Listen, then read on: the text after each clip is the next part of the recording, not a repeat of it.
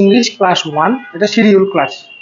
এখান থেকে আমরা ধারাবাহিকভাবে আগাবো। আমাদের এই পরিকল্পিত ক্লাসের রুটিন, যেটা রুটিনের মধ্যে আমাদের আছে 25 ক্লাসেস, তবে আরো হয়তো ক্লাস লাগবে, যেহেতু আমরা আলাদা করে একটা ইংলিশ কোর্স, রিটেন বা রাইটিং কোর্স যেটা দিচ্ছি, ওই কোর্সে মূলত আমাদের এই কোর্সের ইংলিশ ক্লাসগুলো করবে ওরা, এই টাইপের করে। এই জন্য ক্লাসের সংখ্যা আমরা একটু বাড়াচ্ছি, হয়তো 25 ক্লাসেরও বেশি ক্লাস লাগতে পারে। তো আজকের ক্লাসটাকে আমরা একটা শিডিউলড ক্লাস হিসাবে ধরবো, এবং বিসিএস পরীক্ষার আমি ইন্ট্রোডাক্টরি কিছু কথা বলার জন্য গত বছরের প্রশ্নটা রাখছি, এবং এখানে আমরা দেখতে পাচ্ছি একটা প্যাসেজ। তো ইংলিশে কঠিন হওয়ার পেছনে কারণ হচ্ছে, সাধারণ যে কোনো একটা বিষয় আমরা যখন প্রস্তুতি নেই, আমাদের একটা পার্টিকুলার একটা টপিক থাকে, ওই টপিকটার উপরে এই এই প্রশ্ন আসতে পারে, তথ্যগুলো শিখে ওখান থেকে যা প্রশ্ন আসবে অ্যান্সার করবো। কিন্তু ইংরেজিতে কোনো কিছু স্পেসিফিক না, সার্টেন কিছু নেই। আচ্ছা, তো আনসার্টেন একটা বিষয়ের উপরে নিজে থেকে লিখবার যে একটা বিষয় থাকে, এই জন্য ইংরেজি তুলনামূলক একটু কঠিন। তো আমাদের 45-এর প্রশ্নটা আমরা দেখতে পাচ্ছি। 45-এর প্রশ্ন বা বিসিএস এ 35-এর পর থেকে যে প্রশ্নগুলো আসছে, ঠিক আছে, হ্যাঁ, আচ্ছা। তো এখন আমরা প্যাসেজ পড়বো না, আমি প্যাসেজটাকে স্যাম্পল হিসেবে দেখাচ্ছি। আমি বোর্ডে লিখে ক্লাস নিব আজকে, এটা শিডিউল ক্লাস, এখানে অনেক তথ্য আছে। তো আমরা আজকে দেখব আমাদের এই যে প্যাসেজ, প্রথম 100 নাম্বারের প্রশ্ন হবে প্যাসেজ ভিত্তিক। এখন প্যাসেজ থেকে 100 নাম্বার, এই জন্য এই শুধু প্যাসেজ ভিত্তিক অনেকগুলো ক্লাস থাকবে। যেমন একটা ক্লাসে আমরা সামারি রাইটিং স্ট্র্যাটেজি শিখাবো, ওটা একটা ক্লাস। লেটার রাইটিং স্ট্র্যাটেজি নিয়ে একটা ক্লাস থাকবে, একটা প্র্যাকটিস সেশন থাকবে। হ্যাঁ, এইগুলো হচ্ছে মূলত প্যাসেজ বেসড। আবার আমাদের যেতগুলো গ্রামার বেসড ক্লাস হবে, এই ক্লাসগুলো মূলত প্যাসেজ ভিত্তিক প্রশ্নই। তাহলে প্যাসেজ থেকে প্রথম 60 মার্কসের প্রশ্ন হয় 30 নাম্বারের যে প্রশ্ন, 30 নাম্বারের প্রথম 30 নাম্বারের প্রশ্ন নিয়ে আজকের ক্লাসটা। এই জন্য আজকের ক্লাসটা একটু ইম্পর্টেন্ট, কারণ পরবর্তী 30 নাম্বার নিয়ে অনেকগুলো ক্লাস আপনি পাবেন, কিন্তু প্রথম 1 নাম্বার যে প্রশ্ন, যেগুলোকে আমরা থিমেটিক প্রশ্ন বলি, দেখেন এটা একটা প্যাসেজ, এই প্যাসেজের আওতায় 1 নাম্বার প্রশ্ন। এই 1 নাম্বার প্রশ্নের ক্ষেত্রে এখানে আগে প্রশ্নে আসতো 10টা, এখন প্রশ্ন আসছে 6টা, একটা 5 নাম্বার করে। আগে প্রশ্ন আসতো 10টা, এই 10টি প্রশ্ন 3 নাম্বার করে 30 নাম্বার, এভাবেই ছিল। তো আমি আজকে দেখাবো এই প্রশ্নগুলো আপনি কিভাবে অ্যান্সার করবেন। এই জন্য ক্লাসটা অনেক বেশি ইফেক্টিভ এবং অনেক বেশি ইম্পর্টেন্ট। হ্যাঁ, ক্লাসটা মনোযোগ দিয়ে শুনবেন, কারণ যে কথাগুলো বলবো এগুলো গতানুগতিক গ্রামার বা স্বাভাবিকভাবে আপনি কথাগুলো ভাবে, আমার কথাগুলো যেই টাইপের ওই টাইপের বিষয়ের সাথে আপনি অভ্যস্ত না, এই জন্য মনোযোগ দিয়ে ক্লাসটা করবেন। তাহলে আমরা আজকে দেখব how to solve thematic questions from the passage. এই জিনিসটাই আজকের ক্লাসের বিষয়বস্তু, 1 নাম্বার প্রশ্ন নিয়ে প্যাসেজের। তো আমি সরাসরি বোর্ড নিয়ে নিচ্ছি, আমরা বোর্ড থেকে আমি লিখে লিখে ক্লাসটা করাবো আজকে। তাহলে আমরা আমাদের প্যাসেজ সলভিং স্ট্র্যাটেজি, আমাদের প্রথমত হচ্ছে কি, একটা প্যাসেজ আসবে, প্যাসেজ লেখা আশা করি দেখা যাচ্ছে। আমি আরো একটা কালার রাখবো, কালো, সাদা রাখি, এবং এটাকে আর একটু ডিপ করে দিচ্ছি। আচ্ছা, তাহলে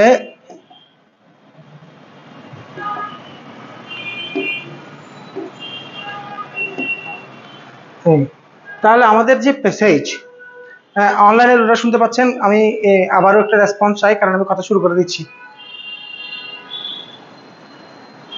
আচ্ছা, তো তোমরাও একটু রেসপন্স করবা কোনো জায়গায় কোনো কোয়েশ্চেন থাকলে। একটা কম্প্রিহেনশন যেটা আমাদের আসে, কম্প্রিহেনশনের মধ্য থেকে 1 নাম্বার যে প্রশ্ন, 1 নাম্বার প্রশ্নের মধ্যে ধরো 10টা প্রশ্ন আসতে পারে, আবারও 10টা প্রশ্ন চলে আসতে পারে, কিন্তু 45তমতে প্রশ্ন আসছে কয়টা? 6টা। এর আগে 35 থেকে 44তম রিটেন পর্যন্ত প্রতিবারই প্রশ্ন আসছে 10টা করে। হ্যাঁ, তো এই 10টি প্রশ্নকে আমরা বলবো কি কোয়েশ্চেন। এই কোয়েশ্চেনগুলোকে আমাদের বলা হয় থিমেটিক কোয়েশ্চেন। Thematic question. তাহলে থিমেটিক কোয়েশ্চেনস গুলোর মার্কস হচ্ছে কত? 30। যদি আমাদের 10টি প্রশ্ন আসে তা হবে 3 ইন্টু 10, আর যদি আমাদের 6টি প্রশ্ন আসে তাহলে 5 ইন্টু 6, তখন 30। এভাবেই আমাদের প্রশ্নগুলো এসে থাকে। এখন এই প্যাসেজের যে মনোযোগ দিয়ে ক্লাসটা করবা, কারণ এই ক্লাসটা গতানুগতিক গ্রামারের কোনো ক্লাস না, ইউজুয়ালি তুমি শুনো এমন ক্লাস না। তুমি অনলাইনে ইউটিউবে বিভিন্ন জায়গায় সার্চ করবা, বাংলা ভাষায় আমি আজকে যে কথাগুলো বলবো কোনো একটা ভিডিও পাবে না। ক্লিয়ার বলে দিচ্ছি, অনলাইনে ক্লাস এগুলো লাইভে থাকবে, বুঝতে পারছি। কোনো একটা ভিডিও পাইলেও আমার ক্লাসের কোনো একটা অংশ বিদেশি ভাষায়, অন্য ভাষায় আছে, হিন্দিতে, উর্দুতে, ইংরেজিতে আছে, বুঝতে পারছি। তাহলে এবং আমি যে কথাগুলো বলবো কথাগুলো actually internationally recognised passage solving strategy. তাহলে আজকের ক্লাসটা হচ্ছে মূলত আমাদের একটা প্যাসেজের 1 নাম্বার হচ্ছে থিমেটিক কোয়েশ্চেন্স। এই thematic question, how to solve thematic questions. হ্যাঁ, এখন প্রথমে তোমাকে জানতে হবে এই যে 10টি প্রশ্ন বা 6টি প্রশ্ন আমাদের আসবে, এই 6টি প্রশ্ন কয় ক্যাটাগরির হতে পারে। 1 নাম্বার হচ্ছে এখানে আসতে পারে, এখানে আমি লিখলাম মেইন আইডিয়া,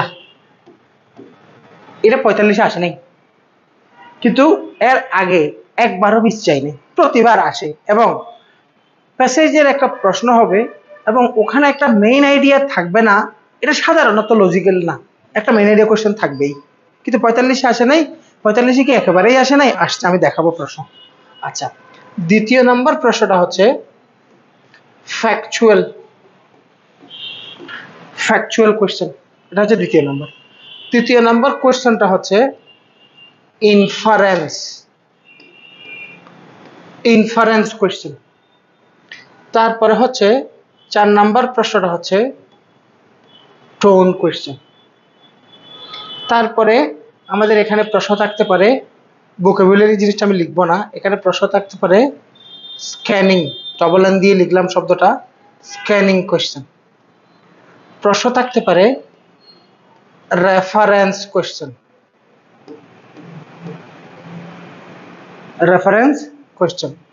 এরপরে প্রশ্ন থাকতে পারে ভোকাবুলারি। তবে এখানে যেহেতু ভোকাবুলারি বেসড প্রশ্নের জন্য পার্ট 2 আছে, অর্থাৎ 2 নম্বর প্রশ্নটা গ্রামার এবং ভোকাবুলারি ভিত্তিক হয়, এখানে ভোকাবুলারির জায়গাটা আসবার সম্ভাবনা কম। আমি প্রতিটা প্রশ্ন এখানে কিভাবে আলোচনা করব এবং এই ব্যাপারটা আগে একটু জানা দরকার। এখানে আমি যা লিখেছি তা হচ্ছে 1, 2, 3, 4, 5, 6 এবং 7। এই 7টা নাম যে আমি লিখেছি, এগুলো কি জিনিস? এগুলো হচ্ছে থিমেটিক কোয়েশ্চনের ধরন। কিসের ধরন? থিমেটিক কোয়েশ্চনের ধরন। ইংরেজিতে একটা প্যাসেজ থেকে যেভাবে প্রশ্নগুলো হয়, এই প্রশ্নগুলো এই এই এই ক্যাটাগরির হতে পারে। আচ্ছা, এখন আমি তোমাকে দেখাবো কিভাবে তুমি কোন প্রশ্ন আসলে তুমি কিভাবে অ্যান্সার করবা। প্রথমে জেনে রাখবো আমরা, যেহেতু আমাদের প্যাসেজটা অনেক লম্বা, আগে কিছু সামগ্রিক কথা শোনো। প্রথম কথা হচ্ছে প্যাসেজটার সাইজে অনেক বড়। হ্যাঁ, 1500 থেকে 2500 শব্দ থাকবে এখানে। অনেক প্যাসেজ যেহেতু সাইজে অনেক বড়, আমাদের প্রথম কাজ হবে এখানে আমরা এই প্যাসেজের কোয়েশ্চেনগুলো একবার পড়ে ফেলবো খুব মনোযোগ দিয়ে। প্যাসেজের কোয়েশ্চেনগুলো পড়ার পরে আমরা প্যাসেজটা পড়বো। যদি আমাকে কি কি প্রশ্ন করা হবে, কি কি প্রশ্নের অ্যান্সার করতে হবে তা আগে থেকে মাথায় থাকে, তাহলে প্যাসেজ পড়ার সময় কোন কোন জায়গাটা কাজে লাগবে ব্যাপারটা মার্ক করা সহজ হবে। এটা সামগ্রিক কথা। তুমি ইউটিউবে, ফেসবুকে কোথাও যদি প্যাসেজ সলভিং এর কোনো ভিডিও পাও, তা এই কথাগুলোই পাবা। এখন যে কথাটা বলছি, আগে প্রশ্ন পড়ো তারপরে প্যাসেজ পড়বা, এর বাইরে কোনো কথা নাই। এর বাইরের কথাগুলো এখন শোনো। আমি তোমাকে বলছি কি, 1 নাম্বার প্রশ্ন হচ্ছে থিমেটিক কোয়েশ্চেন। থিমেটিক কোয়েশ্চনের ক্যাটাগরি হচ্ছে এই 7 ধরনের হতে পারে। এই 7 ধরনেরই প্রশ্ন আসবে এমন কোনো গ্যারান্টি নেই। হতে পারে 6টা প্রশ্ন আসছে, 6টা প্রশ্নই এই 7 ক্যাটাগরি থেকে যে কোনো এক ক্যাটাগরি হতে পারে, অথবা আমাদের 10টা প্রশ্ন আসছে, এখান থেকে 2-3 ক্যাটাগরির প্রশ্ন আসছে। এখন আমি তোমাকে স্টেপ বাই স্টেপ বুঝাবো কোন ক্যাটাগরির প্রশ্ন তুমি কিভাবে সমাধান করবা। এখানে প্রতিটা পয়েন্টে আমি 3টি কথা বলবো। প্রথম কথা হচ্ছে তুমি কিভাবে চিনবা এই কোয়েশ্চেনটা মেইন এরিয়া কোয়েশ্চেন, এই কোয়েশ্চেনটা ফ্যাকচুয়াল কোয়েশ্চেন, এই কোয়েশ্চেনটা টোন কোয়েশ্চেন। প্রশ্ন কিভাবে চিনবা, একটা পয়েন্ট। দ্বিতীয় পয়েন্ট বলবো, প্রশ্নটাকে তুমি কিভাবে সমাধান করবে। হ্যাঁ, এবং এখানে তৃতীয় আরেকটা পয়েন্ট এখানে থাকবে, প্রশ্নটার পরিচয়। প্রশ্নটা আসলে কি, এই প্রশ্নটার নাম কি, এটা কি টাইপের প্রশ্ন। হ্যাঁ, তাহলে কয়টা পয়েন্ট? তিনটা। একটা হচ্ছে কিভাবে চিনব, একটা হচ্ছে কিভাবে সমাধান করব, একটা হচ্ছে প্রশ্নটার পরিচয় বা প্রশ্নটার ধরন সম্পর্কে ধারণা দেওয়া। আচ্ছা, এখন আসো, এক নম্বরে আমি এখানে যে বিষয়গুলো লিখেছি এর মধ্যে এক নম্বরে কি লিখেছি, মেইন, এই কালারটা একটু কম কম দেখা যাচ্ছে মনে হচ্ছে আমার, এই কালারটা আমি লাল কালারটা নিই। আচ্ছা, এক নম্বরে আমরা লিখবো মেইন আইডিয়া, তাহলে এই জিনিসটা আমার আর লাগবে না। এক নম্বরে হচ্ছে মেইন আইডিয়া। এখন প্রথমে বলবো তুমি কিভাবে চিনবা এবং তার সংজ্ঞা, তিনটা পয়েন্ট, মানে মেইন আইডিয়া। এখানে আমি তোমাকে তিনটা কথা বলবো, এ, বি এবং সি। প্রথমে হচ্ছে মেইন আইডিয়া জিনিসটা কি, তার পরিচয়টা বলি। মেইন আইডিয়া হচ্ছে শিরোনাম। উপরে যে প্যাসেজটা আমাকে পরীক্ষায় দেয়া হবে, প্যাসেজটার জন্য কোনো শিরোনাম কিন্তু থাকবে না, এবং অতীতে কখনো বিশেষ পরীক্ষার কোনো প্যাসেজে ছিল না, ভবিষ্যতেও থাকবে না, কারণ শিরোনাম লেখার কাজ এখানে একাধিকবার আসবে। এই যেমন একটা সামারি লেখার জন্য এবারে 45-এ যেটা আসছে, এখানেও স্পেসিফিক বলা আছে একটা হেডলাইন দাও, ওখানে হেডলাইনের প্রশ্নটা আসছে কিন্তু এখানে আসে নাই। যেখানেই আসুক তোমার কাজে আসবে, হেডলাইন তোমার লাগবে মাস্ট। তার মানে এখন আমি যে কথাটা বলছি এটা তোমার 100% কমন আসবে, এবং এই ব্যাপারটা তুমি কৌশলটা শিখে নাও। তাহলে মেইন আইডিয়া বিষয়টা হচ্ছে কি, প্রশ্ন শিরোনাম চাইবে, কি চাইবে? শিরোনাম। তাহলে মেইন আইডিয়া মানে আমাদের কাছে চাইবে আমাদেরকে উপযুক্ত একটা শিরোনাম লিখতে বলবে। ইভেন এবারে যে প্রশ্নগুলো আসছে 45-এ একটু ঘুরিয়ে আসছে, তাও এখানে মেইন আইডিয়া আসছে, আমি এই জন্যই বলছি আমি তোমাকে দেখাবো প্রশ্ন কিভাবে আসছে। এবার হচ্ছে তুমি কিভাবে চিনবা, প্রথমে হচ্ছে মেইন আইডিয়া কোশ্চেনের পরিচয়টা দিলাম, এটা হচ্ছে একটা শিরোনাম ভিত্তিক প্রশ্ন, একটা শিরোনাম লিখতে বলবে, গেল। বি নাম্বার হচ্ছে তুমি কিভাবে চিনবা এই কোশ্চেনটা একটা মেইন আইডিয়া কোশ্চেন। আচ্ছা, এই মেইন আইডিয়া কোশ্চেন চিনবার জন্য উপায় হচ্ছে তোমার এখানে মেইন আইডিয়া এই কথাটা থাকতে পারে। হ্যাঁ, কি লিখলাম, মেইন আইডিয়া কথাটা থাকতে পারে, থাকতে পারে টপিক, থাকতে পারে, থাকতে পারে হেডলাইন, থাকতে পারে সাবজেক্ট। কথা বুঝতে পারছি? যদি দেখো প্যাসেজের যে প্রশ্নগুলো আসছে, প্রশ্নগুলো থেকে কোন একটা প্রশ্নের মধ্যে এখান থেকে কোনো শব্দ দিয়ে প্রশ্নটা করা হয়েছে, রাইট, আমার দিকে তাকাও, এখানে থাকতে পারে title, write an appropriate title for the above passage. What is the subject matter of the above passage? Write an appropriate headline for the text, above text. এবারে text শব্দটা ব্যবহার করা হয়েছে। What is the main topic of the passage? What is the main idea of the passage? তার মানে এখান থেকে কোনো শব্দ দিয়ে যদি কোনো প্রশ্ন হয় তাহলে বুঝবো এই প্রশ্নটা কি প্রশ্ন, main idea question, main idea question. আচ্ছা, এবার সিতে গিয়ে আমি তোমাকে বলবো তুমি কিভাবে একটা মেইন এরিয়া কোশ্চেনের অ্যান্সার করবা। 45-এ প্রশ্ন যেটা আসছে সেটা হচ্ছে একটা মেইন আইডিয়া লিখো এবং সাপোর্টিং আইডিয়াগুলো লিখো। এটা হচ্ছে সামারিতে গিয়ে করছে, এই জিনিসটা প্রশ্নটা এখানে হুবহু প্যাসেজের লাগোয়া আসে নাই, পরে গিয়ে আসছে, এবং এটা নাম্বার অনেক বেশি। অর্থাৎ আমি এখন মেইন আইডিয়া নিয়ে যে কথাটা আলোচনা করছি এটা 45-এ আসছে কত নাম্বারের জন্য জানো? 20 নাম্বার। 20 নাম্বার প্রশ্নটাই এখন তোমাকে প্রশ্নটা বের করে আমি তোমাকে দেখাবো। অর্থাৎ এখন আমি মেইন আইডিয়া জিনিসটা লিখো, তার সাপোর্টিং আইডিয়া লিখো, এই কথাটাই আসছে 20 নাম্বারের জন্য। তার মানে এটা প্যাসেজের আওতায়, আমি এখানে আলোচনা করে ফেললেও এটা মূলত এবারে যে সামারিটা আসছে সামারির উত্তর। আমি বুঝতে পারছি? মন দিয়ে শুনতে হবে। উত্তর করার কৌশলটা কি? সমাধান করার কৌশল হচ্ছে আমি যখন একজন লেখক, তুমি যখন একজন রাইটার, একজন রাইটার কোনো একটা কিছু লিখবার সময় তার লেখনীটা দুইভাবে লিখতে পারেন। হয়তো তিনি ইমপ্লিসিটলি লিখবেন অথবা এক্সপ্লিসিটলি লিখবেন। ইমপ্লিসিট শব্দের অর্থ হচ্ছে ঘুরিয়ে ফিরিয়ে বলা, কথার ছলে কথা বলা, মূল কথাটা আড়ালে রেখে আড়ালে ইঙ্গিতে ইশারা ইঙ্গিতে কথা বলা। আর একটা হচ্ছে স্ট্রেট ফরওয়ার্ড বলা, এক্সপ্লিসিটলি বলা, ডাইরেক্ট বলা। ধরো প্রথম আলোর আনিসুল হক আছে না, বাংলাদেশের লেখক। আনিসুল হকের একটা রম্য কতগুলো গল্প আসে না, অনেক অসাধারণ লেখালেখি। আনিসুল হক গল্প লিখছেন প্রথম আলোতে রাশিয়ার একটা গ্রামের এক বুড়ির গল্প। বুড়ির গল্প যখন তুমি পড়ছো, পাঠক যারা সকলেই বুঝতেছে এখানে আসলে রাশিয়ার কোনো কথা বলা হচ্ছে না, এটা হচ্ছে নোয়াখালীতে বা ব্রাহ্মণবাড়িয়া ঈদের পরে যে মারামারি হয়েছে এই মারামারির দিকে ইঙ্গিত করছে। পাঠক কিন্তু বুঝতে পারেন ইঙ্গিতটা কোন দিকে, ঠিক না? আচ্ছা, এখন তাহলে তোমার কাছে যে প্যাসেজটা আসবে, প্যাসেজটাতে হয়তো ইমপ্লিসিটলি বক্তব্য থাকবে অথবা কি থাকবে, এক্সপ্লিসিটলি। শব্দগুলো জানতে হবে, বলো ইমপ্লিসিট থাকবে অথবা এক্সপ্লিসিট থাকবে।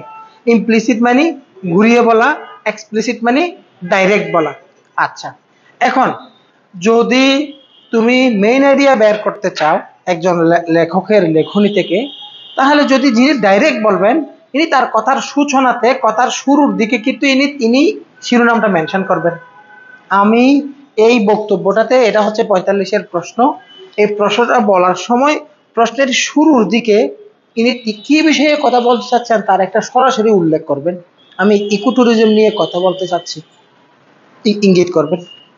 আবার একজন লেখক ডাইরেক্ট যখন কথা বলেন, তখন কথা বলতে বলতে শুরুতে যদি কোনো কারণে সে নাও উল্লেখ করে, শেষে গিয়ে সে স্পেসিফিক করে দিবে আমি এতক্ষণ পর্যন্ত ইকো ট্যুরিজম নিয়ে কথা বলেছি। বুঝছো কিনা? এছাড়া ডাইরেক্ট কোনো বক্তব্য হবে না। ডাইরেক্ট একজন আইডিয়াল রাইটার যদি হয়, তিনি তার লেখনের শুরুতে অথবা শেষে তার বিষয়টা কি করবেন, মেনশন করবেন। এই কথাটা দিয়ে কি বোঝাতে চাচ্ছি, এখনো তো সময় মনে শেষ হয়নি, রেকর্ডিং তো চলতেছে না? আচ্ছা, খেয়াল রাখিও সময় একটু তাহলে বলো, একজন লেখক একটা লেখার ক্ষেত্রে কয়ভাবে লিখতে পারেন? দুইভাবে, ইমপ্লিসিটলি, এক্সপ্লিসিটলি। পেশায় যেগুলো পরীক্ষায় আসবে এগুলো সাধারণত এক্সপ্লিসিট রাইটিং হবে, ডাইরেক্ট লেখনী হবে। আচ্ছা, তাহলে যদি ডাইরেক্ট লেখনী হয়, তাহলে ডাইরেক্ট যিনি কথা বলেন তিনি শুরুতে তার কথার বিষয়বস্তু উপস্থাপন করেন অথবা কমপক্ষে শেষে গিয়ে উপস্থাপন করেন। এই জন্য এই কথাটার উপর ভিত্তি করে তুমি যখন কোনো প্যাসেজ থেকে শিরোনাম চাই, তোমাকে যদি বলা হয় একটা শিরোনাম লিখো, শিরোনামের উত্তর বের করার জন্য প্যাসেজের প্রথম প্যারা এবং শেষ প্যারা পড়বা। প্রথম প্যারা এবং শেষ প্যারা থেকেই তোমার হেডলাইনের অ্যান্সার আসবে। মোস্ট অফ দ্য টাইম তুমি প্রথম প্যারায় অ্যান্সার পাবা। যদি প্রথম প্যারা এবং শেষ প্যারা পড়ার পরেও অ্যাপ্রোপ্রিয়েট বা যথাযথ কোনো শিরোনাম না পাও, তাহলে ওখানে শিরোনাম ডাইরেক্ট আর নাই।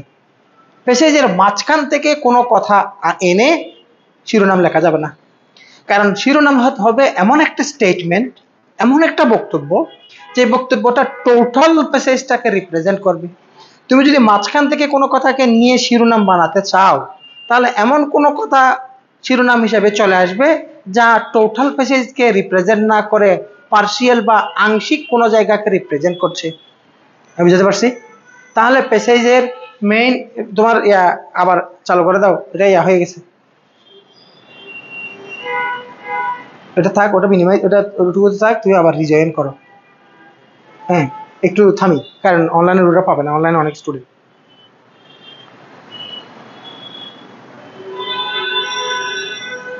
কথা বুঝতেছো কিনা? এগুলো কথা সহজ, কিন্তু কথা বলা নতুন। এটা কি আগে শুনছ? আগে শুনো নাই? আগে শুনে থাকলে তাহলে তুমি তোমার কথার মধ্যে কোনো গ্যাপ থাকলে গ্যাপগুলো কারেকশন করে নাও। বিসিএস উপযুক্ত, বিসিএস এর পেশায় উপযুক্ত করে কথাগুলো বলা হচ্ছে। তাহলে শিরোনাম মন দিয়ে শোনো, একটু পরে আসছো, কথা পয়েন্টটা ধরতে পারতেছো কিনা? বিসিএস এ যে রিটেনে যে প্যাসেজটা আসবে, প্যাসেজের যে প্রথম 1 নাম্বার প্রশ্ন, 1 নাম্বার প্রশ্নের মধ্যে একটা প্রশ্ন থাকে, তুমি একটা শিরোনাম লিখো। শিরোনাম লিখো, প্রশ্নটাকে তুমি কিভাবে চিনবা? এখান থেকে কোনো শব্দ থাকবে, right what is the main idea of the above text, what is the main topic of the above text, write an appropriate headline for the above passage, what is the main subject of the above passage, write an appropriate title for the above passage। এরকম করে প্রশ্ন থাকলে আমরা বুঝবো এটা কি question, main idea question. Main idea কোশ্চেনের answer বের করার জন্য সলিউশনের ওয়ে হচ্ছে প্যাসেজের প্রথম প্যারা বা শেষ প্যারা পড়া, মাঝখান থেকে পড়ে কোনো অ্যান্সার বের করার কখনো চেষ্টা করব না।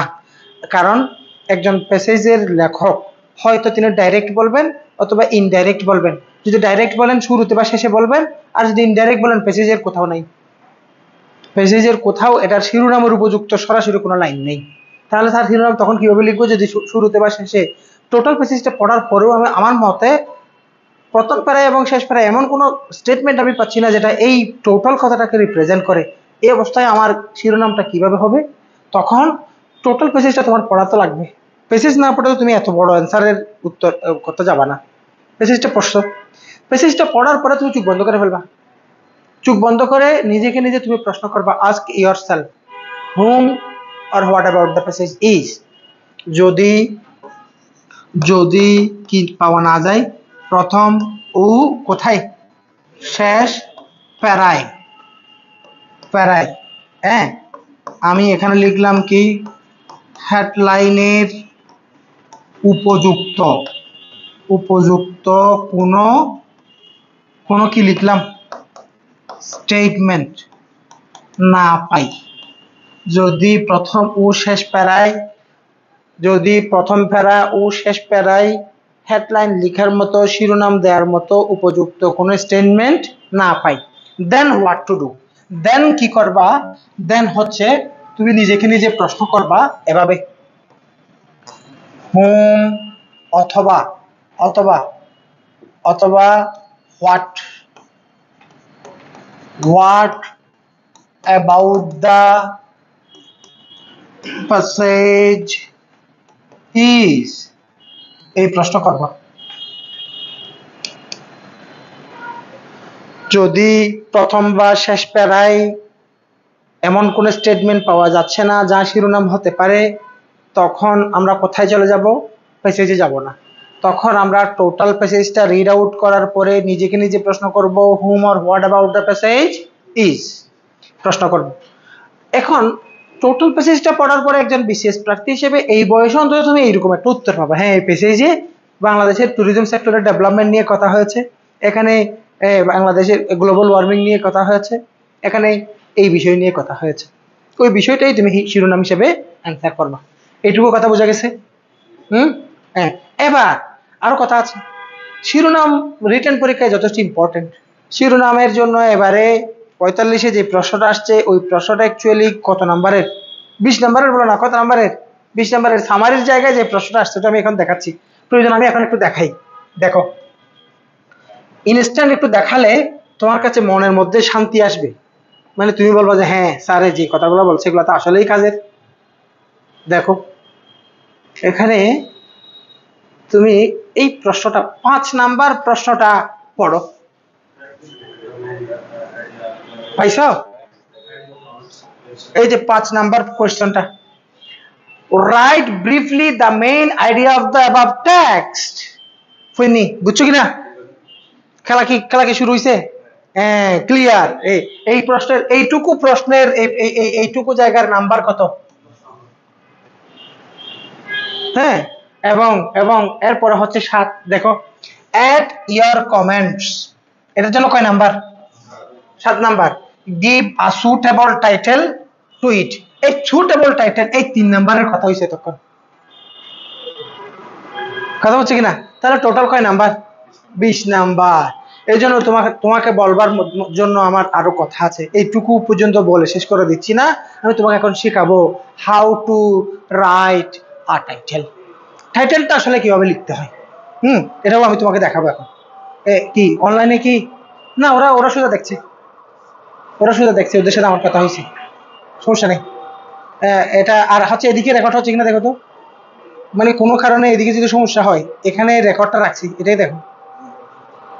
হ্যাঁ না না, এটা এটা হচ্ছে তো, হয়েছে। এবার আসো, এবার আমি তোমাকে দেখাই কিভাবে তুমি কি লিখবা, একটা শিরোনাম লিখবা। শিরোনাম লিখার নিয়ম লিখো, শিরোনাম লিখার নিয়ম।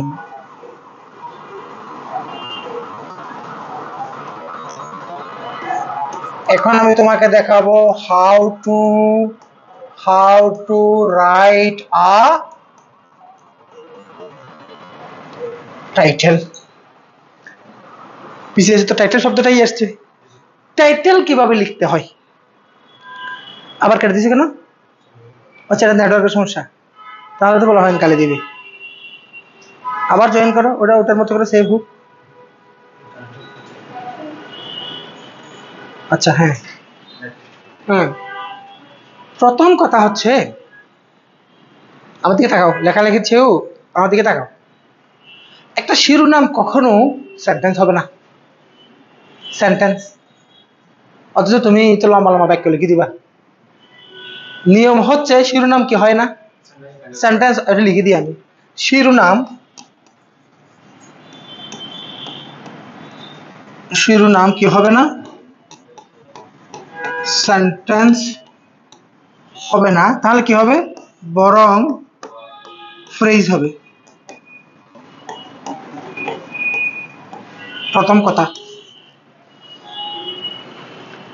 পারতপক্ষে একটা সেন্টেন্স দিয়ে আমরা শিরোনাম বানাবো না। শিরোনাম লিখবো ইম্প্যাক্টস অফ গ্লোবাল ওয়ার্মিং, এটা কোনো সেন্টেন্স না। কথা বলছি কিনা?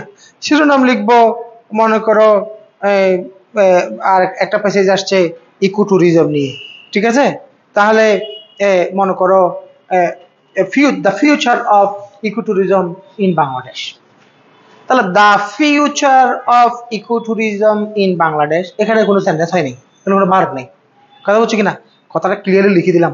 শিরোনাম কি হবে না, সেন্টেন্স হবে না, কি হবে? ফ্রেজ। প্রথম কথা। দ্বিতীয় নাম্বার হচ্ছে কি, নেটওয়ার্কের সমস্যা। হ্যাঁ, ওয়াইফাই, ওয়াইফাই এখানে তো আছে।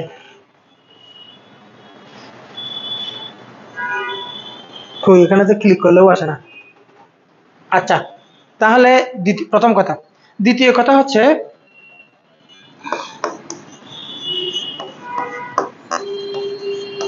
শিরোনামের, এটা তোমরা জানো, প্রত্যেকটি শব্দের প্রথম বর্ণ বা কি লেটার বলো কি হবে? ক্যাপিটাল হবে। ইয়া করো, ওই ওয়াইফাই কি চলে গেছে? হ্যাঁ, আচ্ছা, তো এটা এই কেবলটা ওখানে লাগাই দেওয়া যায় না?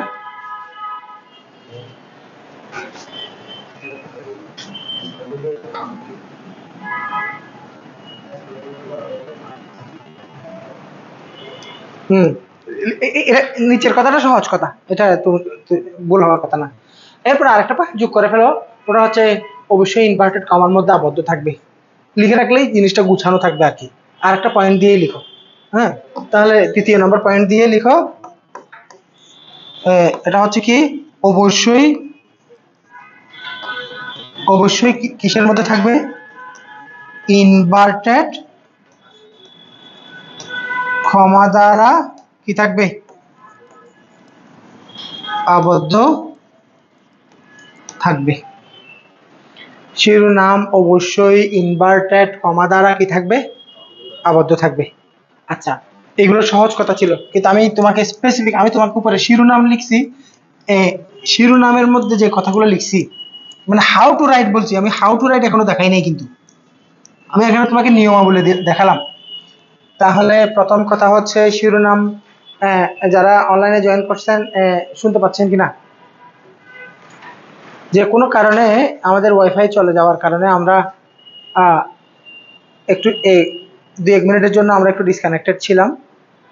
আমরা এখন শুনতে পাচ্ছি, আমরা এখন দেখাচ্ছি how to write a title, একটা শিরোনাম অ্যাকচুয়ালি আমাদের কিভাবে লিখতে হবে। তাহলে আমি প্রথম পয়েন্টটা বলেছি কি, শিরোনামের প্রথম, শিরোনামটা সেন্টেন্স হবে না, আমরা চেষ্টা করব কি দিয়ে লিখতে?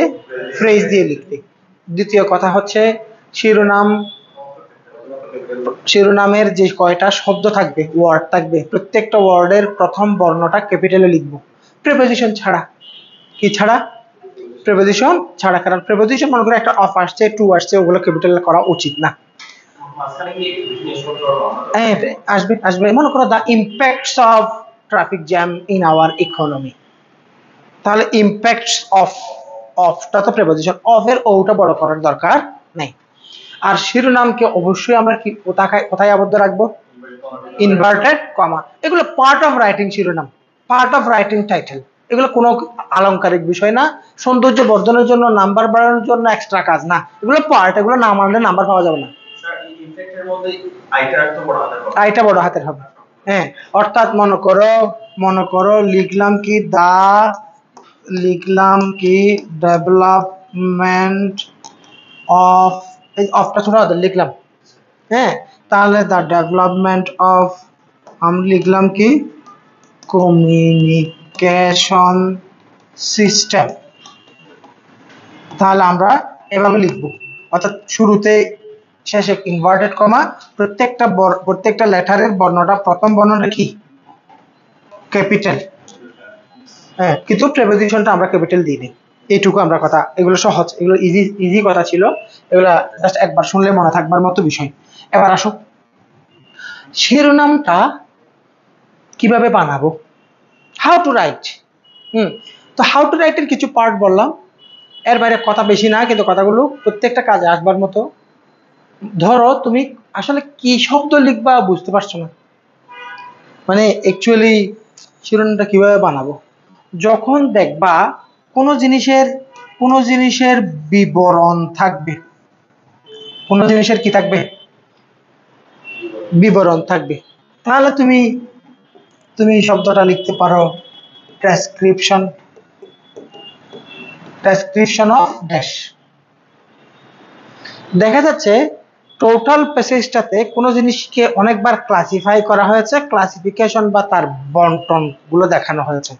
তাহলে যখন তুমি দেখবা কোনো কিছুকে কি করা হয়েছে, ভাগ করা হয়েছে, তখন তুমি এটা লেখার সময় লিখতে পারো কি ক্লাসিফিকেশন অফ ড্যাশ। যখন দেখবা কোনো কিছুর গুরুত্ব বোঝানো হচ্ছে, গুরুত্ব, তাহলে আমরা জিনিসটা লেখার সময় আমরা লিখতে পারি কি ইম্পর্টেন্স অফ ড্যাশ। বুঝতে পারছি কিনা, গুরুত্ব। আর যদি দেখা যায় কোনো জিনিসের প্রভাব নিয়ে আলোচনা করা হয়েছে, কোনো জিনিসের কি প্রভাব, তাহলে আমরা লিখব কি ইম্প্যাক্টস অফ ড্যাশ। বুঝতে পারছি কিনা। এখন যখন দেখা যায় কোনো কিছুর বিবর্তন, উন্নয়ন, সম্প্রসারণ নিয়ে আসছে, তাহলে আমরা লিখতে পারি কি, আমি কি লিখলাম বিবর্তন, অথবা আমি কি লিখলাম উন্নয়ন নিয়ে কথা আছে, তখন আমরা জিনিসটাকে লিখলাম কি ডেভেলপমেন্ট অফ ড্যাশ। এভাবে আমরা খুব সহজে কিছু শিরোনাম তৈরি করার উপায় বের করতে পারি, যেগুলো তোমাকে কখনো নাম্বার থেকে দূরে সরাবে না। ইজিলি তুমি এই একটা শিরোনাম বানিয়ে ফেলতে পারবা, এবং এখানে তুমি নাম্বার পাচ্ছ কিনা আর কোনো টেনশন করতে হবে না, কারণ তুমি অনেক স্মার্ট, অনেক ইউনিকনেস আনতে গিয়ে ভুল করার চেয়ে ইউজুয়াল, বেসিক বা জেনারেলাইজ করে জিনিসটার নাম্বারটা তোলা অর্জন করাটাই আমাদের টার্গেট থাকা উচিত। অনেক বেশি ইউনিক শব্দ দিবা তাহলে অথচ নাম্বারই পাচ্ছ না, এমন না হয়ে জিনিসটা জেনারেল থাকবে কিন্তু নাম্বারটা পেয়ে যাব, এই টাইপের অভ্যাস ভালো। সুতরাং এই ওয়েটা the best way, the easiest way to write a headline for the text. বুঝতে পারছি কিনা। তাহলে আমি তোমাকে প্রথম পয়েন্টটাকে অনেক বেশি সময় দিয়েছি, কারণ এটা শুধুমাত্র থিমেটিক কোয়েশ্চনে নয়, এবারে আমরা আমাদের সামারিতে গিয়েও এই জিনিসটা আসছে। কোয়েশ্চেন আছে অনলাইনবাসী কারো? বুঝা গেছে কিনা, আপনারা বুঝতে পারছেন আলোচনা? হ্যাঁ, কথাগুলো সহজ, কিন্তু কথাগুলোর মধ্যে ব্যাপারটা হচ্ছে কথাগুলো আপনি আগে ওভাবে শুনে অভ্যস্ত না, এই টাইপের, মানে কথাগুলো একটু ডিফারেন্ট রিটেনের জায়গাটা। এটাই হচ্ছে বিষয়। কিন্তু আসলে কথাগুলো সহজ, একবার শুনলেই জিনিসগুলো মাথায় আসে এবং জিনিসগুলো কাজে লাগাতে পারবো। এই জন্য রিটেনের ক্ষেত্রে আসলে পড়াশোনা নিজেকে করতে হয়, রিটেনে ট্রু ইনস্ট্রাকশনটা ইম্পর্টেন্ট। ইংরেজিতে পড়তে পড়তে বিশাল একটা চেঞ্জ এসে যাবে রিটেনের সবগুলো ইংলিশ ক্লাস করতে পারলে। ঠিক আছে, প্রো লেভেলের ইংলিশ পড়ানো হবে ইনশাল্লাহ, আপনি ধারাবাহিকভাবে করতে থাকেন। এবার আসেন, শিরোনাম নিয়ে আমার আর কোনো কথা নাই। আমার সামারি হচ্ছে, আমার প্যাসেজের মধ্যে যদি একটা শিরোনাম লিখতে বলে তাহলে শিরোনাম লিখবার জন্য আমরা প্যাসেজ থেকে কিভাবে বের করব তাও বলা হয়েছে, কিভাবে লিখবো তাও বলা হয়েছে।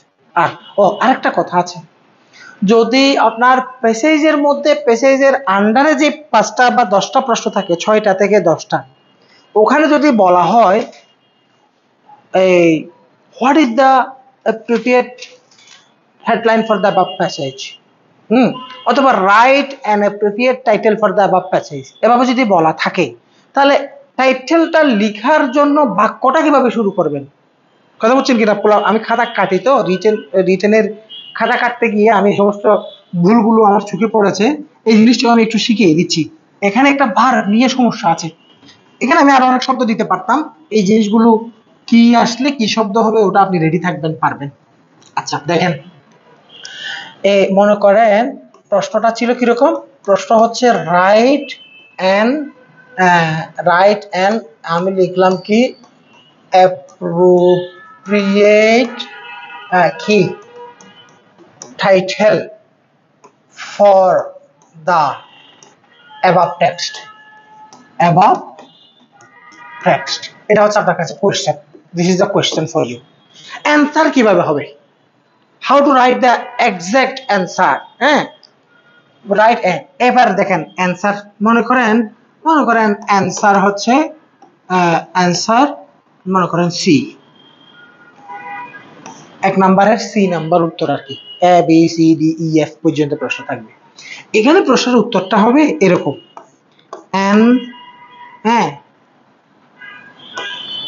অ্যাপ্রোপ্রিয়েটের মধ্যে কি পি দুইটা,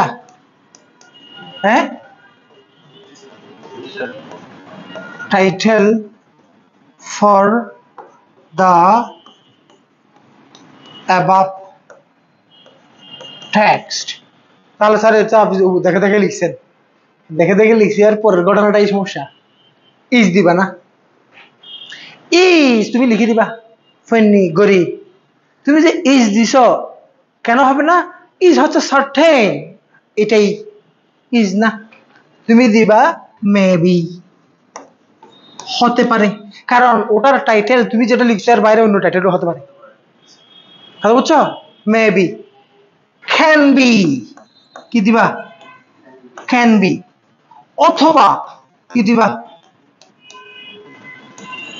ইভেন শুড বি, হওয়া উচিত, এটা হওয়া উচিত, অন্যটা হওয়ার সম্ভাবনা কিন্তু রয়ে গেছে, কথা বুঝছো কিনা।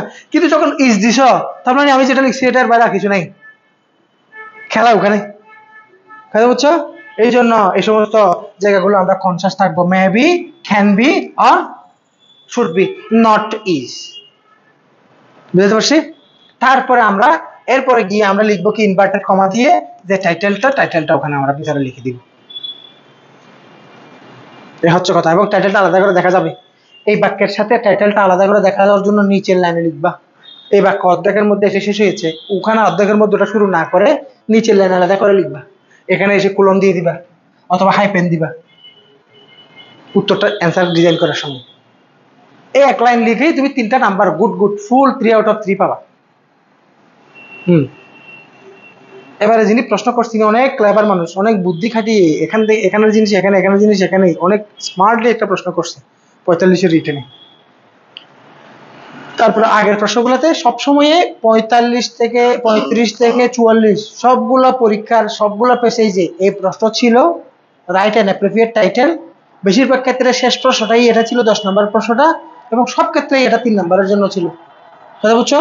আবারও 10টা প্রশ্ন এসে এটা একটা প্রশ্ন হিসেবে থাকতে পারে। সুতরাং এই প্রশ্নটাকে আমি খুব ক্লিয়ারলি দেখালাম, আজকে থেকে যেন ভুল না হয় এভাবে আমরা অনুশীলনগুলো করব। আচ্ছা, 1 নাম্বার গেল। এবার আসো দ্বিতীয় নাম্বারের প্রশ্নটার নাম কি, ফ্যাকচুয়াল। দ্বিতীয় নম্বর প্রশ্নটার নাম কি,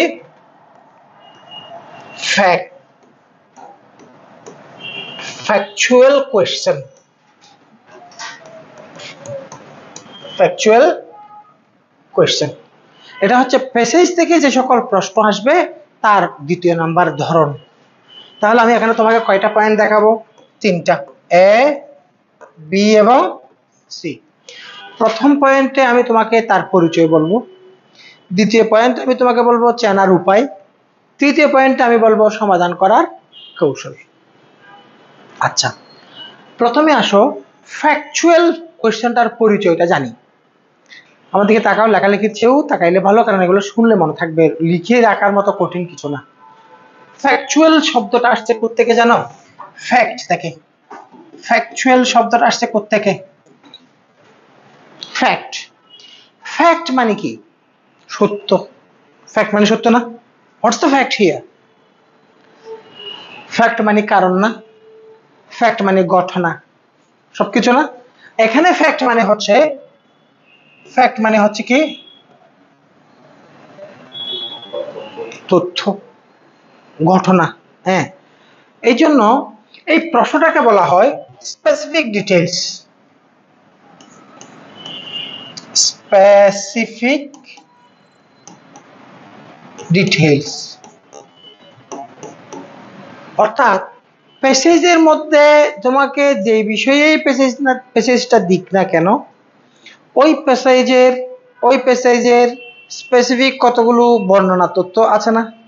ইকো ট্যুরিজম নিয়ে প্যাসেজ আসছে, ইকো ট্যুরিজম বাংলাদেশে কোন অবস্থায় আছে, কখন থেকে শুরু হয়েছে, পৃথিবীর কোন দেশ ইকো ট্যুরিজম সেক্টরে ডেভেলপ করে অনেক টাকা পয়সা কামাচ্ছে, এই সমস্ত অনেক তথ্য এখানে বর্ণনা করা হয়েছে না? জাস্ট ফর এক্সাম্পল, মনে করো গ্লোবাল ওয়ার্মিং সম্পর্কে তোমাকে একটা প্যাসেজ দিল, মনে করো people the average temperature of our environment is increasing day by day. It has been increased 4 to 6 degrees Celsius during last 5 years. People are cruelly destroying our tropical rainforests. Just because of rapid growth of industrialization and urbanization, the amount of carbon dioxide is increasing in our atmosphere. Because of the rapid growth of population, the number of vehicles are increasing in our street. রাস্তায় গাড়ি বেড়ে যাচ্ছে। The main culprit for this global warming is carbon dioxide. একটা passage দিল, এইটুকু passage ধরো। এই প্যাসেজের মধ্যে স্পেসিফিক কিছু ডিটেইলস দেওয়া আছে না? টেম্পারেচার কত ডিগ্রি বাড়ছে? 4 থেকে 5 ডিগ্রি, 6 ডিগ্রি। এখানে মেইন কালপ্রিট কে? Carbon dioxide. গাড়ি কেন বাড়ছে? কারণ মানুষ বাড়ছে। তারপরে উষ্ণতা বৃদ্ধির অন্যতম কারণ হচ্ছে বন নিধন, ট্রপিক্যাল রেইন ফরেস্ট গুলো নিধন করা। স্পেসিফিক তথ্য আছে না? প্যাসেজের মধ্যে স্পেসিফিক যে ডিটেইলস গুলো আছে, এই স্পেসিফিক পার্টিকুলার কোন জায়গা সম্পর্কে প্রশ্ন করলে তাকে বলা হয় ফ্যাকচুয়াল কোশ্চেন। তাকে বলা হয় কি কোশ্চেন? Factual question. আচ্ছা, তাহলে ফ্যাকচুয়াল কোশ্চেনটা আসছে কোত্থেকে? ফ্যাক্ট থেকে। ফ্যাক্ট মানে কি? তথ্য। আর ফ্যাকচুয়ালের অর্থ কি করব আমরা? Specific details. তাহলে ফ্যাকচুয়াল কোশ্চেনের পরিচয় হচ্ছে প্যাসেজ থেকে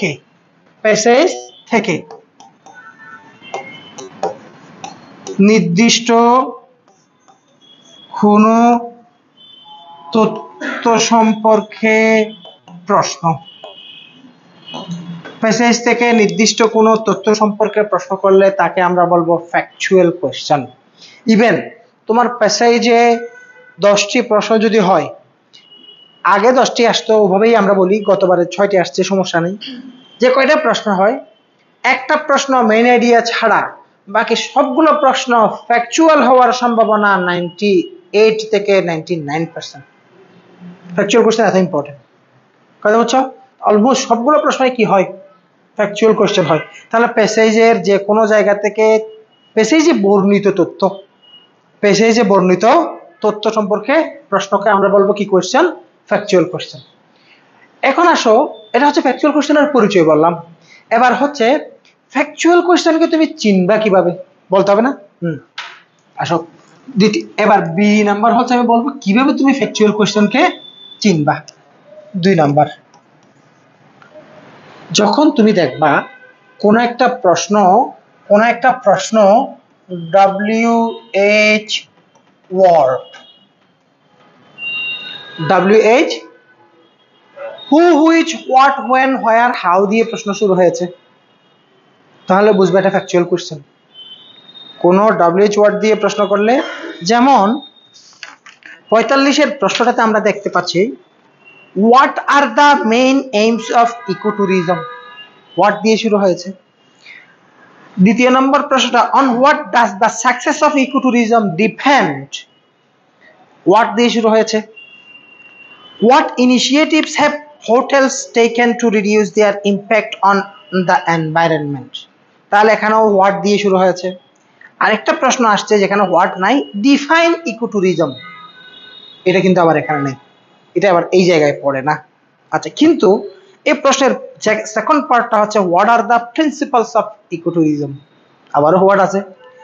আরেকটা প্রশ্ন হচ্ছে how do the government support ecotourism, আবারও হাউ আসছে। তার মানে হচ্ছে the last question is what is the dangerous impact of ecotourism on environment, আবারও হোয়াট। তার মানে এখানে যে কয়টা প্রশ্ন আসছে সবগুলো প্রশ্নই কি ফ্যাকচুয়াল, বলো না, সবগুলো প্রশ্নই কি ফ্যাকচুয়াল কোয়েশ্চন। ফ্যাকচুয়াল কোয়েশ্চন মানে কি প্রশ্ন, তথ্যভিত্তিক প্রশ্ন, তো স্পেসিফিক ডিটেইলস। এখানে অনেক ঝামেলা আছে এবং এই যে আমার কথাগুলো যে শুনছে তার কাছে প্যাসেজ সলিউশনের জায়গাটা অনেক ইজি হয়ে যাচ্ছে। গতানুগতিক আমজনতার মতো ভাষা দৃষ্টিতে আন্দাজে কাজ করবে না, সিস্টেমেটিক ওয়েতে সে কাজ করবে। এখন এই কথাগুলো যে শুনছে দেখো, তাহলে এভাবে থাকবে না, হ্যাঁ। আচ্ছা, WH ওয়ার্ড থাকবে, অথবা এভাবে প্রশ্ন থাকতে পারে দা প্যাসেজ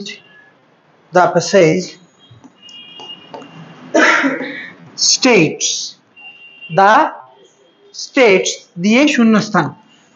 পজিটিভ খবর হচ্ছে এইভাবে প্রশ্ন বিসিএস আসবে না, এভাবে প্রশ্ন করার জন্য অপশন লাগবে।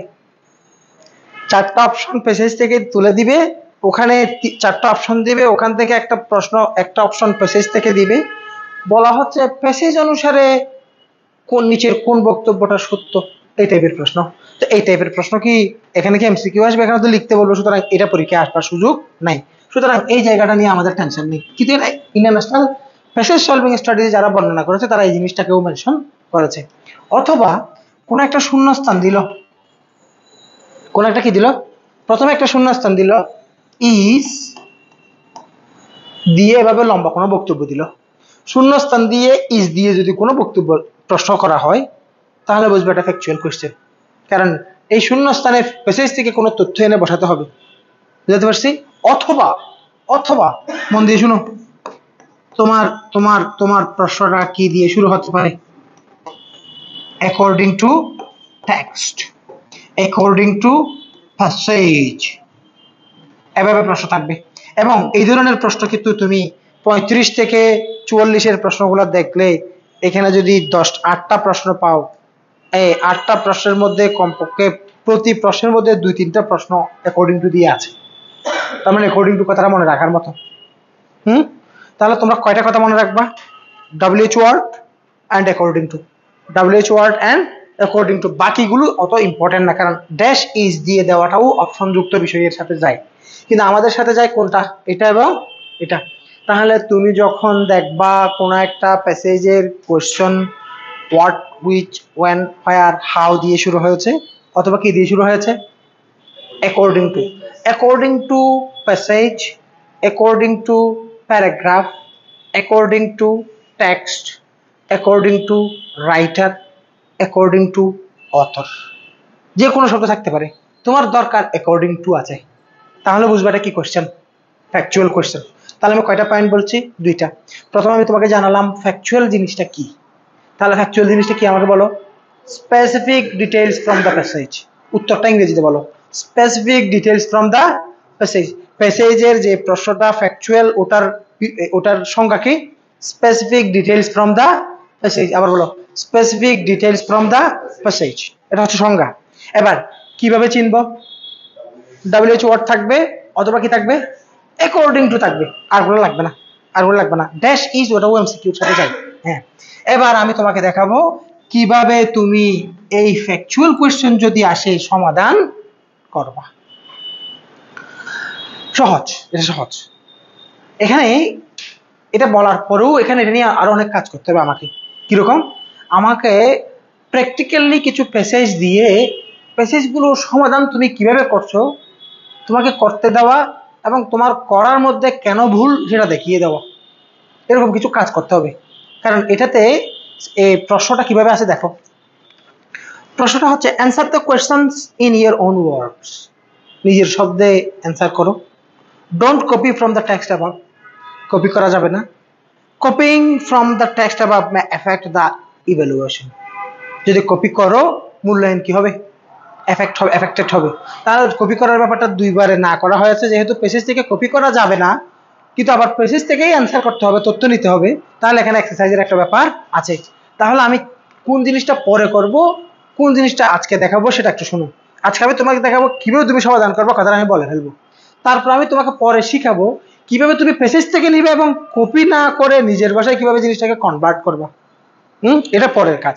আজকে দেখো, যখন তুমি দেখবা প্যাসেজের একটা কোশ্চেন, আমি একটা প্রশ্ন এখান থেকে একটা প্রশ্ন, আচ্ছা আমি খুলি, প্রশ্ন খুলি, প্যাসেজটা খুলি, তারপরেই আমি তোমাকে দেখানো সহজ হবে। দেখো এখানে আমাদের যে প্যাসেজের 1 নাম্বারের মধ্যে এই প্রশ্ন হচ্ছে এগুলো। হ্যাঁ, তাহলে এই প্রশ্নগুলোর মধ্যে আমরা দেখতে পাচ্ছি এখানে 1 নাম্বার প্রশ্নটা কি, what are the main aims of ecotourism. তাহলে এখানে আমি একটু আগে যেহেতু পড়ে শুনিয়েছি সবগুলো প্রশ্নই যে ফ্যাকচুয়াল তুমি এটা বুঝছো, তাহলে আমরা ফ্যাকচুয়াল কোশ্চেনকে চিনি। এখন আমি তোমাকে কি বুঝাচ্ছি, কিভাবে তুমি ফ্যাকচুয়াল কোশ্চেনকে কি করবা, সমাধান করবা। আমার দিকে তাকাও, লেখালেখি বন্ধ, মনোযোগ দাও, অনলাইন বেশি মনোযোগ দিয়ে শোনো কথাটা। দেখো প্রশ্ন, প্রতিটা প্রশ্ন তোমার কাছে সলিউশনের আগে ইম্পর্টেন্ট। এই যে প্রশ্নটা আছে না, প্রশ্ন থেকে তুমি একটা কিওয়ার্ড সিলেক্ট করবা। কি সিলেক্ট করবা? কিওয়ার্ড সিলেক্ট করে এই কিওয়ার্ডটা নিয়ে তুমি পেসেজে যাবা, যেখানে এই কিওয়ার্ডটা পাবে ওখানে আন্ডারলাইন করবা, ওই জায়গা থেকে তথ্য নিয়ে তোমাকে অ্যান্সার করতে হবে।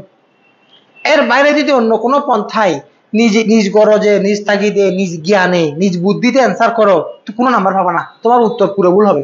কেন ভুল হবে? কারণ দুইটা।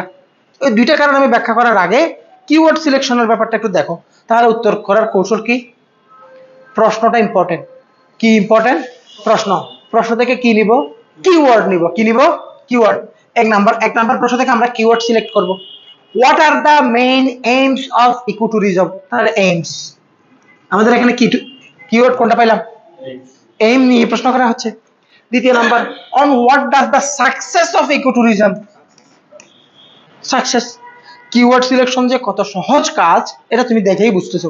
দেখো এরপরে তৃতীয় নাম্বার প্রশ্নে দেখো, what initiatives have hotels taken to reduce the impact on the environment. এখানে প্রশ্ন অনেক লম্বা যখন হয়ে যায় তখন তুমি দুইটা কিওয়ার্ড এমন লাগতে পারে এবং মাঝে মধ্যে তোমার দুইটা কিওয়ার্ড লাগতেও পারে। কথা বুঝতে পারছি? আগে একটা কিওয়ার্ড বলো, ইনিশিয়েটিভস। Good, excellent. এখানে উত্তর কি হবে? ইনিশিয়েটিভ। আসলে ইনিশিয়েটিভ গুলোই চাচ্ছে আমার কাছে, আর কিছু না। আমার কাছে চাচ্ছে না রিডিউস, চাচ্ছে না রিডিউসের জন্য ইনিশিয়েটিভ, সুতরাং ইনিশিয়েটিভ ইজ দ্য কিওয়ার্ড। এবার দেখো D number, define the ecotourism. এই ডিফাইন দ্য ইকোট্যুরিজম এটা কিন্তু ফ্যাকচুয়াল কোয়েশ্চনের ভেতরে পড়েই না, এটা ফ্যাকচুয়াল কোয়েশ্চন না। এই কারণ হচ্ছে ইকোট্যুরিজম কি জিনিস, এই জিনিসটার ডেফিনেশন এখানে থাকতেও পারে, নাও থাকতে পারে। দেখো an লিখছে, offshoot of the environment movement of the 1970, ecotourism has come into its own over the past 2 decades. তার মানে এখানে কোনো সংজ্ঞা দিয়ে শুরু করে নাই, এমনিতেই ইকোট্যুরিজমের অ্যাসপেক্ট দিয়ে বর্ণনা শুরু করছে এবং 1970 থেকে এই জিনিসটার যে পৃথিবীতে এখানে ধারণাটা আসছে এটা নিয়ে কথা শুরু। আচ্ছা এবার আসো, কিন্তু এখানে তোমাকে আমি এই ওরিয়েন্টেশনে অথবা এই রিটেনের সেমিনারে একটু করে ভয় লাগাইছিলাম না, আগে 3 নাম্বার করে আসতো, এখন 5 নাম্বার করে প্রশ্নগুলা, এখন একটু লম্বা লিখতে হবে। কিন্তু এখানে লম্বা লেখার জন্য কিন্তু সুযোগগুলা করে দিয়েছে, অত কঠিন না, জাস্ট একটু সিরিয়াস হওয়ার জন্য ভয় দেখিয়েছিলেন। দেখো, what are the principles of ecotourism, keyword কি? প্রিন্সিপালস। এরপরে দেখো E number, how do the government support ecotourism, এখানে কি? সাপোর্ট। হ্যাঁ, তারপরে হচ্ছে what individual tourists can do to support ecotourism, তাহলে কি? Individual tourist. এই তো তোমরা কিওয়ার্ড সহজেই ধরে নিতে পারছো। এবার দেখো F number, what is the dangerous impact of ecotourism on environment, তাহলে এখানে আগে ইম্প্যাক্টটাই নি, ইম্প্যাক্ট। হ্যাঁ, তাহলে আমরা কিওয়ার্ড পাইছি না? এই কিওয়ার্ড গুলো যেখানে পাব, কিওয়ার্ড গুলো সিলেক্ট করার পরে আমরা কোথায় চলে যাব? দেখো এখানে হোয়াট আর দ্য মেইন কি এইমস, তাহলে এইমস শব্দটা তুমি এখানে প্যাসেজে যাবা, যেখানে তুমি এইমস শব্দটা পাবা ওখানে আন্ডারলাইন করবা। এখানে এইমস শব্দটা এখানে কোথাও আছে কিনা প্রথম প্যারাতে একটু করে পড়ে দেখো তো, সময় যাক তাও দেখো প্রথম প্যারায় কি এইমস শব্দটা আছে?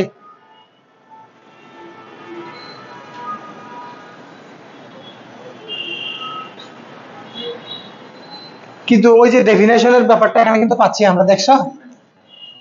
হ্যাঁ, এটা অন্য প্রশ্নের উত্তর জাস্ট আমরা, কিন্তু তোমরা এইম শব্দটা কি কোথাও পাওয়া যাচ্ছে? এবার আমার দিকে তাকাও, মনোযোগ আছে? তোমাকে আবার আবার প্রশ্নের কাছে নিয়ে যাই। দেখো এই প্রশ্নগুলো আমরা সমাধান করতে যাচ্ছি এখন। এই প্রশ্নগুলো আমি এখন উত্তর লিখে দেখাচ্ছি না, আমি জাস্ট উত্তর লিখার ধরন দেখাচ্ছি। তাহলে আমাদের প্রশ্ন হচ্ছে কোনটা? What are the main aims of ecotourism. তাহলে আমরা এখান থেকে কি নিলাম? এইম শব্দটা কিওয়ার্ড হিসেবে নিলাম। দেখা যাচ্ছে এইম শব্দটা পাওয়া যাচ্ছে না পুরো প্যাসেজে কোথাও, হতে পারে না? এটা একটা সমস্যা। আরেকটা সমস্যা হচ্ছে এইম শব্দটা তুমি পাইছো কিন্তু 3বার পাইছো, হতে পারে না? যেটাকে তুমি কিওয়ার্ড হিসেবে নিলা ওই কিওয়ার্ডটা তুমি একাধিকবার পাওয়া যাচ্ছে, আর একটা হচ্ছে কিওয়ার্ডটা কি পাওয়াই যাচ্ছে না। এই সমস্যাগুলোর সমাধান আছে। প্রথম কথা হচ্ছে যদি কিওয়ার্ড পাওয়া না যায়, এই জন্য কিওয়ার্ড পাওয়া না যাওয়ার সম্ভাবনা আছে, তাই তুমি ওই শব্দটা খুঁজবার সময় তার কোনো সিনোনিম ব্যবহার করা হয়েছে কিনা সেদিকে নজর রাখবা। সমাধান শেষ, আর কোনো কথা নেই। যে শব্দটাকে আমরা কিওয়ার্ড হিসাবে নিব, প্যাসেজের মধ্যে গিয়ে ওই শব্দটা খুঁজে পাচ্ছি না, ওই শব্দটা খুঁজবার সময় আমরা কি খেয়াল রাখবো? ওই শব্দটার কোনো সিনোনিম ব্যবহার করা হয়েছে কিনা। এবং এবার আসো, যদি স্যার পাইছি, কিন্তু কয়বার পাইছি? 3বার অথবা একাধিকবার পাইছি, তাহলে আপনি তো বলছেন কিওয়ার্ডটা নিয়ে প্যাসেজে যাব, যেখানেই কিওয়ার্ডটা পাবো ওই জায়গাটা আন্ডারলাইন অবশ্যই করব, আন্ডারলাইন করে ওই জায়গাটার আগে পরে ওখান থেকে আমার অ্যান্সারটা বের করতে হবে, এবং এটাই একমাত্র পথ। এর বাইরে অন্য কোনোভাবে উত্তর করলে ভুল হবে। কেন ভুল হবে ব্যাখ্যা এখনো দিয়ে নেই, কেন ভুল হবে বুঝাচ্ছি। কিন্তু তাহলে স্যার আমি শব্দটা তো সিনোনিম পেয়েছি, তাও আমার শেষ, কিন্তু যদি শব্দটা একাধিকবার পাওয়া যায় তাহলে আমি কি করব? তাড়াতাড়ি করো, কারণ এই পয়েন্টটা ইম্পর্টেন্ট, এই পয়েন্টটা ওরা না শুনলে বুঝবে না। তাহলে এইমটা পাও কিনা দেখো, পরের প্যারা আমি শুরু থেকে দেখাই। প্রথম প্যারা ছিল পাও নাই, দ্বিতীয় প্যারা দেখো, ecotourism principles clearly distinguish it from conventional mass tourism instead of classic tourist কি মেকার্স নাকি। তারপরে হচ্ছে ecotourism seeks out remote locations with strict environmental key protection and operates on a small scale। এখানে কি and শব্দটা পাইছো এই প্যারায়? তবু সি কেউ যায় না।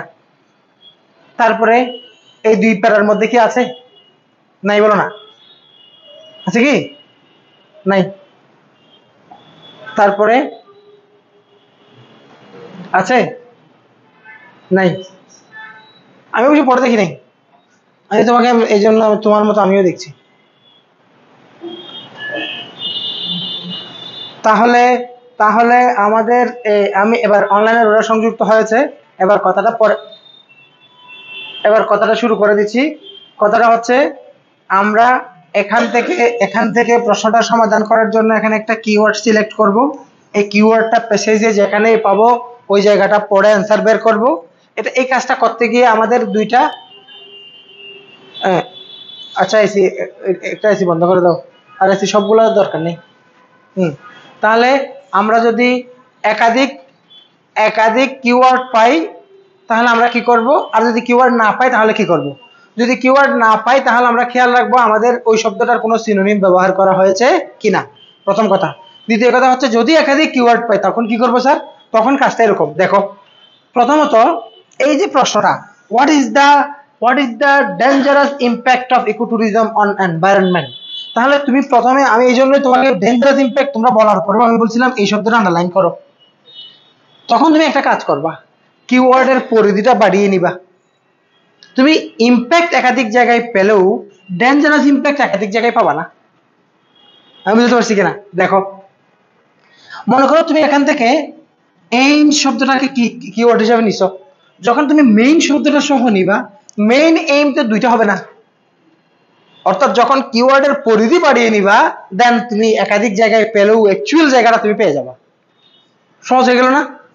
এভাবে তুমি আসলেই সমাধানগুলো এভাবেই করবা, না হলে পরে সিস্টেম যদি মেনে চলো 2-3টা প্র্যাকটিস করার পরে তোমার কাছে মনে হবে যে দূর English, I am the boss, এরকম মনে হবে। কিন্তু সিস্টেম না মানলে নিজের মতো করে করলে সেই আরা জীবন যে ফোন সেই ফোন থেকে যাবা। বুঝছো? এবার দেখো হোয়াট ইনিশিয়েটিভস হ্যাভ, দেখো তাহলে ইনিশিয়েটিভকে আমরা কি করলাম? হ্যাঁ, তাহলে এখন ইনিশিয়েটিভের সাথে আমরা যদি কাকে যোগ করে দিই, রিডিউস যোগ করে দিই, তাহলে দেখা যাবে ইনিশিয়েটিভ কি জন্য, তাহলে ইনিশিয়েটিভ ফর ডেভেলপমেন্ট থাকতে পারে, আবার ইনিশিয়েটিভ ফর রিডাকশন থাকতে পারে, তাহলে রিডাকশন জায়গায় ওখানে রিডিউস। হ্যাঁ, আবার তাহলে এখানে ডিফাইন শব্দটা আমরা পেয়েছি ওখানে। তারপরে হচ্ছে এখানে প্রিন্সিপালস, তাহলে what are the principles of ecotourism, principles শব্দটা আশা করি পাওয়া যাওয়ার কথা, কারণ এটা একাধিকবার জায়গায় এসে তোমাকে জামালা ফেলবার মতো শব্দ না। তাহলে এবার আসো, এবার আমার আবার বোর্ড দরকার, আমি তোমাকে দেখাচ্ছি কি ফ্যাকচুয়াল কোশ্চেন তুমি কিভাবে সমাধান করবা। তাহলে আমাকে একটু এখানে সমস্যাগুলো বলার আগে আমি যতটুকু বলছি ততটুকু হচ্ছে, তাহলে আমাদের 2 নাম্বার হচ্ছে কি question? Factual question. Factual question হচ্ছে মূলত তথ্যভিত্তিক প্রশ্ন, তথ্যভিত্তিক প্রশ্ন, এটা হচ্ছে তার সংজ্ঞা। এটা কিভাবে চিনবা? এখানে কি থাকবে, এখানে কি থাকবে? অ্যাকর্ডিং টু থাকবে, অথবা কোনো একটা কি থাকবে, WH ওয়ার্ড থাকবে, এভাবে চিনবো। তারপরে 3য় নাম্বার আমি কি বলছি, সমাধান করার জন্য আমরা কি নিব? কিওয়ার্ড। কিওয়ার্ড বাছাই করা, কিওয়ার্ড বাছাই করবো কোত্থেকে? প্রশ্ন থেকে বলো না, প্রশ্ন থেকে। হ্যাঁ, এবং এবং এবং এবং আমাদের কাজ কি? তুমি যেন লিখে না, ওই জন্য আমি লিখতেছি, না হলে এগুলো আমি বলে ফেলছি। হ্যাঁ, এবং প্যাসেজের যেখানেই কি পাবো, কিওয়ার্ড পাবো, ওখান থেকে আমরা কি করব? অ্যান্সার বের করব। ওখান থেকে অ্যান্সার ওই জায়গাটা পড়ে দেখে নিজের মতো করে লিখব। কিন্তু সমস্যা কি হবে? সমস্যা 2টা। একটা সমস্যা হচ্ছে কিওয়ার্ডটা কি পাওয়া যাবে না, আর একটা সমস্যা হচ্ছে একাধিক জায়গায় পাওয়া যাবে। যদি পাওয়া না যায় তখন ওই শব্দটার সিনোনিম দেখব, আর যদি একাধিক জায়গায় পাওয়া যায় তাহলে আমাদের কিওয়ার্ডের পরিধিটাকে একটু বাড়িয়ে নিব। এই হচ্ছে, এইটুকু পর্যন্ত কথা বলছি। আরো একটা কথা আছে, এখানে তো তোমাকে বলে দেয়া হয়েছে তুমি কোনো শব্দ কপি করবা না। একবার বলছে না 2বার বলছে? যদি কপি করো পরীক্ষার নাম্বারের ক্ষেত্রে প্রভাব পড়বে, লিখে দিছে না? তাহলে স্যার যদি আপনি বলছেন প্যাসেজের জায়গাটা থেকে মার্ক করে ওখান থেকে অ্যান্সার বের করতে, তাহলে তো এক প্রকার কপির মতো হচ্ছে। আর এখানে কপি না করার জন্য অনেক বেশি জোর দিয়ে বলা হচ্ছে, তাহলে কি করব? ওটা না করে স্যার আমি নিজ থেকে লিখে দিলে বলা হয় না? হবে না। কেন হবে না? কারণ হচ্ছে যখন তোমার প্রশ্নটা ফ্যাকচুয়াল, মনোযোগ আছে, মন দিয়ে শুনতেছো কথাটা, যখন তোমার প্রশ্নটা কি ফ্যাকচুয়াল, প্রশ্নটাই হচ্ছে তুমি প্যাসেজ অনুসারে উত্তর, প্যাসেজ অনুসারে যা তা বলতে হবে, কিন্তু তোমার নিজের ভাষায়। এখানে বলা হয় নাই যে প্যাসেজ থেকে তথ্য নিবে না, বলা হয়েছে প্যাসেজ থেকে লাইন কপি করবে না। বুঝতে পারছি কিনা? তথ্য নিবে না। আমি তোমাকে একটা প্যাসেজ বলি, ধরো ডৌরি সিস্টেম সম্পর্কে তোমাকে একটা প্যাসেজ দিল, this is dowry is a curse for our middle class society or poor society in our country. Government has taken lots of initiative to prevent such kind of bad practice from our society. Rich people offer valuable products during their daughters or sisters marriage. Poor people suffer this. হ্যাঁ, এই পেসেজে তোমাকে দিল 2-3 line. এখন এখন তোমাকে একটা প্রশ্ন দিলাম। প্রশ্নটা কি দিলাম দেখো, মন দিয়ে শুনো, আমি আমার কথাগুলো মাথায় রাখিও, আমি দৌড়ি নিয়ে কি বলছি কথাগুলো মাথায় রাখিও। তোমাকে একটা প্রশ্ন দিল, হোয়াট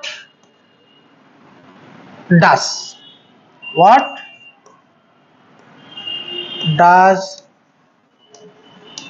পিপল অফার, কোয়েশ্চেন, এটা কি প্রশ্ন। দৌড়ি প্যাসেজটা দিল এবং প্যাসেজের নিচে প্রশ্ন দিল হোয়াট ডাজ হবে না হোয়াট ডু। ওই তোমরা কিছু বলছো না কেন? গ্রামার নিয়ে এত গরিব হলে কেমন হবে? পিপল না, what do people usually offer as dowry? মানুষ সাধারণত ডৌরি হিসাবে কি দেয়? কথা বলছো কিনা? এখন ডৌরি সম্পর্কে যৌতুক হিসেবে মানুষ কি দেয় এটা তো তুমি জানো। তুমি তোমার বড় ভাইয়ের বিয়েতে দেখছো, তোমার আপুর বিয়েতে দেখছো, তোমার কাজিনের বিয়েতে দেখছো, ফ্রিজ দে, টিভি দে, এই দে সেই দে। এখন তুমি চিন্তা করছো এত সোজা প্রশ্ন, এটা আবার পেসিস পড়তে হয়, এটা আমি পারি। উত্তর, people offer as dowry refrigerator, television, motorcycle, এগুলো লিখে দিছ তুমি। ফেননি একটা রচনাও যদি লিখো তুমি তো শূন্যই পাবা, কারণ ওখানে ডৌরি প্যাসেজের মধ্যে কি মোটরসাইকেল রেফ্রিজারেটরের কোনো কথা ছিল? ওখানে লিখেছিল পিপল অফার ভ্যালুয়েবল প্রোডাক্টস, ঠিক কিনা? তার মানে হচ্ছে তুমি জানো কিন্তু প্যাসেজে নাই এমন কোন তথ্য ফ্যাকচুয়াল কোশ্চেনের অ্যান্সার হিসেবে যদি দাও তুমি ফেনি শেষ, you are going to get 0। লিখে রাখো, আমি জানি কিন্তু প্যাসেজে নাই এমন কোন তথ্য ফ্যাকচুয়াল কোশ্চেনের অ্যান্সার হিসেবে লেখা যাবে না। লিখো, আমি একেবারে ওভাবেই লিখো, আমি জানি কিন্তু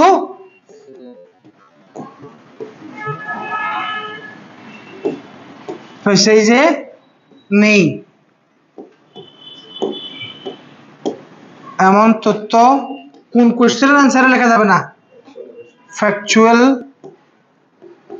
ফ্যাকচুয়াল কোশ্চেনের উত্তরে লেখা যাবে না।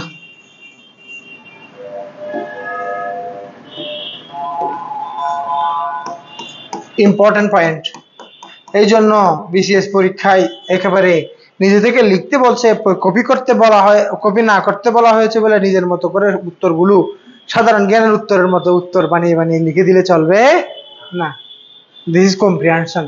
তুমি এটা পড়ে বুঝছো, এখান থেকে উত্তর বের করে এখানকার উত্তর নিজের ভাষায় লেখার এবিলিটি আছে, এটা চাষ করার জন্য দিয়েছে। রচনার মতো এমনি যা ভালো তা লেখার জন্য দেওয়া হয়নি। বুঝতে পারছি খেলা কোথায়? খেয়াল রাখতে হবে। এই জন্য এই ক্লাস, এই কথা যে শুনছে এবং যে শুনে নাই তার মধ্যে পার্থক্য সৃষ্টি হবে। ফ্যাকচুয়াল তো বুঝে গেছো। এবার চলে আসো তৃতীয় নাম্বার প্রশ্ন। তৃতীয়, এখানে লাগে 3টাই, এর বাইরের গুলা তোমার মনে হচ্ছে স্যার এত লম্বা করে ফেলছেন ক্লাসটা, এখানে এতগুলো প্রকার, অত বাকি প্রকারগুলো লাগে না, এখানে 3টে লাগবে। এই প্রথম 2টা খুব ভালোভাবে ব্যাখ্যা দিয়েছি, এটাও ছোট, এটাও একটু বলবো, বাকিগুলো পরীক্ষা আসবে না কখনো, এগুলো এমসিকিউর সাথে রিলেটেড। আচ্ছা, এবার আসো। সুতরাং আজকের ক্লাসে আমরা জিনিসটা গুছিয়ে ফেলতে পারবো, ধৈর্য হারাবে না। এবার আসো, এবং আজকে ফ্রাইডে ইনশাআল্লাহ ইলেকট্রিসিটি ডিস্টার্ব না করার সম্ভাবনাই বেশি। এবার আসো, এরপরের প্রশ্নটা কি? ইনফারেন্স। ইনফারেন্স, এখানেও আমি কয়টা কথা বলবো? 3টা বলো না, কয়টা কথা? 3টা। প্রত্যেকটাতে আমি কয়টা কয়টা কথা বলছি? 1, 2 এবং 3। প্রথমে কি বলবো? প্রথমে বলবো কি? পরিচয়। তারপরে বলবো কি? চেনার উপায়। তারপরে বলবো কি? সমাধান কৌশল। 3টা কথা বলবো। প্রথমে আসো ইনফারেন্স প্রশ্নটার পরিচয়টা কি? ইনফারেন্স শব্দটা আসছে ইনফার থেকে। ইনফার শব্দের আক্ষরিক অর্থ হচ্ছে টু জাজ, টু বিচার করা। ইউ আর দ্য বিচারক, ইউ আর দ্য জাজ হেয়ার। এখানে তুমি কি? বিচারক। এখানে ব্যাপারটা হচ্ছে এরকম, অর্থাৎ মন্তব্য চাইবে। এটা এমন প্রশ্ন যে প্রশ্নের উত্তরে তুমি এমন কথা লিখবা যা তোমার মন্তব্য, যা তোমার মন্তব্য। তাহলে এখানে তুমি কি বিচারক, এখানে মূলত কি ধরনের বিষয় চাইবে? মন্তব্য।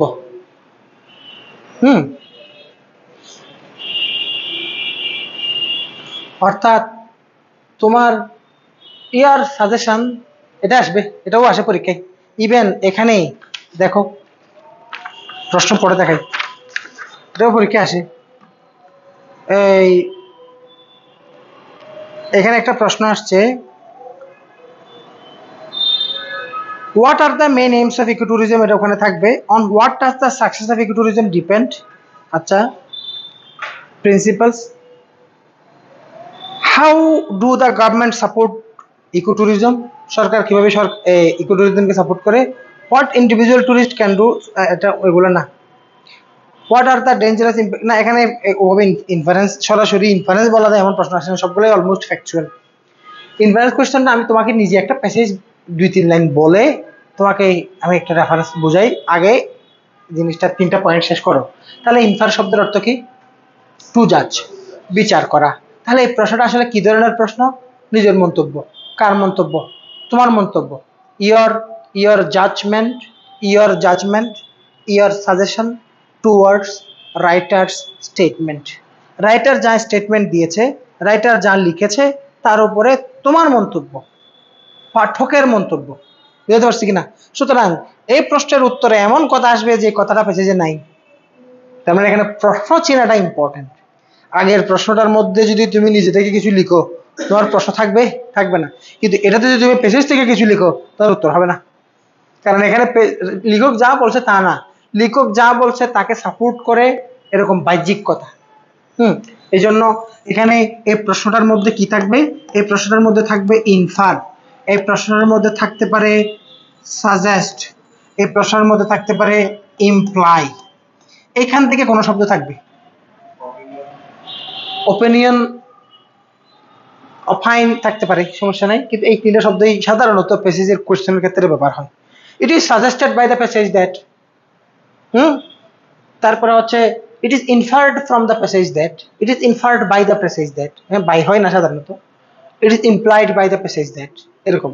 তাহলে ইমপ্লাই, সাজেস্ট এবং ইনফার, এখান থেকে কোনো ওয়ার্ড থাকলে আমরা বুঝবো এই কোশ্চেনটা কি কোশ্চেন। ইনফারেন্স কোশ্চেন, আওয়াজ নাই, এই কোশ্চেনটা কি কোশ্চেন? ইনফারেন্স মানে কি? মন্তব্য। ইনফারেন্স মানে কি? মন্তব্য। ইউ আর দ্য জাজ, এখানে। এবার তাহলে স্যার এটার সলিউশন কৌশলটা কি? এটার কোনো সলিউশন কৌশল নাই, কারণ এটা প্যাসেজ থেকে সমাধান করা যাবে না। ধরো তোমাকে একটা প্যাসেজ দিল গ্লোবাল ওয়ার্মিং নিয়ে, গ্লোবাল ওয়ার্মিং নিয়ে একটু আগে আমি তোমাকে কি বলছি? গ্লোবাল ওয়ার্মিং নিয়ে আমি তোমাকে বলছি পিপল আর ক্রুয়েলি ডিস্ট্রয়িং ট্রিজ, এই সেই এগুলো বললাম। মনে করো এখানে আরো কিছু লাইন যোগ করে দিলাম, আমি বললাম icebergs of the pools are melting, sea level is rising, the lower part of the sea level is rising, এইটুকু দিয়ে আমি ফুল স্টপ দিয়ে দিলাম। এখন তোমাকে বললো it is implied by the passage that, অথবা write some suggestions, write your opinions on ecotourism। প্রশ্ন দেখাই, দেখো এখানে একটা প্রশ্ন আসছে 45-এ। প্রশ্নটার মধ্যে কিভাবে আছে দেখো। 5 নাম্বার প্রশ্নের কাছে আমি আবার যাচ্ছি। 5 নাম্বার প্রশ্ন, write briefly the main idea of the text, add your comment. তোমার কমেন্ট, তোমার। তাহলে আমি তোমাকে ইনফারেন্স কোয়েশ্চনটা বলেছি তোমার comment, your suggestion, your opinion towards writer's writing. কথা বুঝতে পারছি? সুতরাং এটা লাগবে কিনা? লাগবে, ইভেন খুব কাজে লাগবে এমন কথা। তাহলে তোমাকে এখানে জানতে হবে ইমপ্লাইড, অর্থাৎ এই ইনফারেন্স কোয়েশ্চনের অ্যান্সারটা হবে মূলত নিজস্ব মন্তব্য, এমন মন্তব্য যা প্যাসেজকে সাপোর্ট করে। এখন তুমি মনে করো তোমাকে একটা প্রশ্ন দিল, it is suggested by the passage that, তোমাকে গ্লোবাল ওয়ার্মিং প্যাসেজটা দিলাম, প্যাসেজ থেকে সাজেশন। এখন তুমি বললা it is suggested by the passage that Sheikh Hasina will be prime minister again in 2028, হইল? তাহলে এখন এমন কোনো কথা লেখা যাবে না যেটা প্যাসেজের সাথে সঙ্গতিপূর্ণ নয়। সঙ্গতিপূর্ণ এবং কি প্যাসেজের তথ্যের সাথে ম্যাচ হয় এমন কোন মন্তব্য। তাহলে কথাটা হচ্ছে প্যাসেজ, হ্যাঁ, প্যাসেজের সাথে কি পূর্ণ, সঙ্গতিপূর্ণ নিজস্ব মন্তব্য,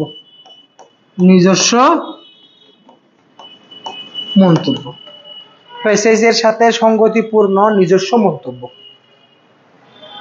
এমন কোন মন্তব্য লিখবো, এমন কোন কথা লিখবো যা প্যাসেজের সাথে সঙ্গতিপূর্ণ এবং নিজে থেকে লেখা, প্যাসেজ থেকে কপি করা যাবে না। এটা হচ্ছে ইনফারেন্স কোশ্চেন। এইটুকু পর্যন্তই মূলত আমাদের রিটেনের জন্য লাগে। পরের প্রশ্নগুলো পরীক্ষায় আসে না, কিন্তু পরের প্রশ্নগুলো নিয়ে আমি একটু কথা বলবো। একটু কথা বলবো। লেখা শেষ?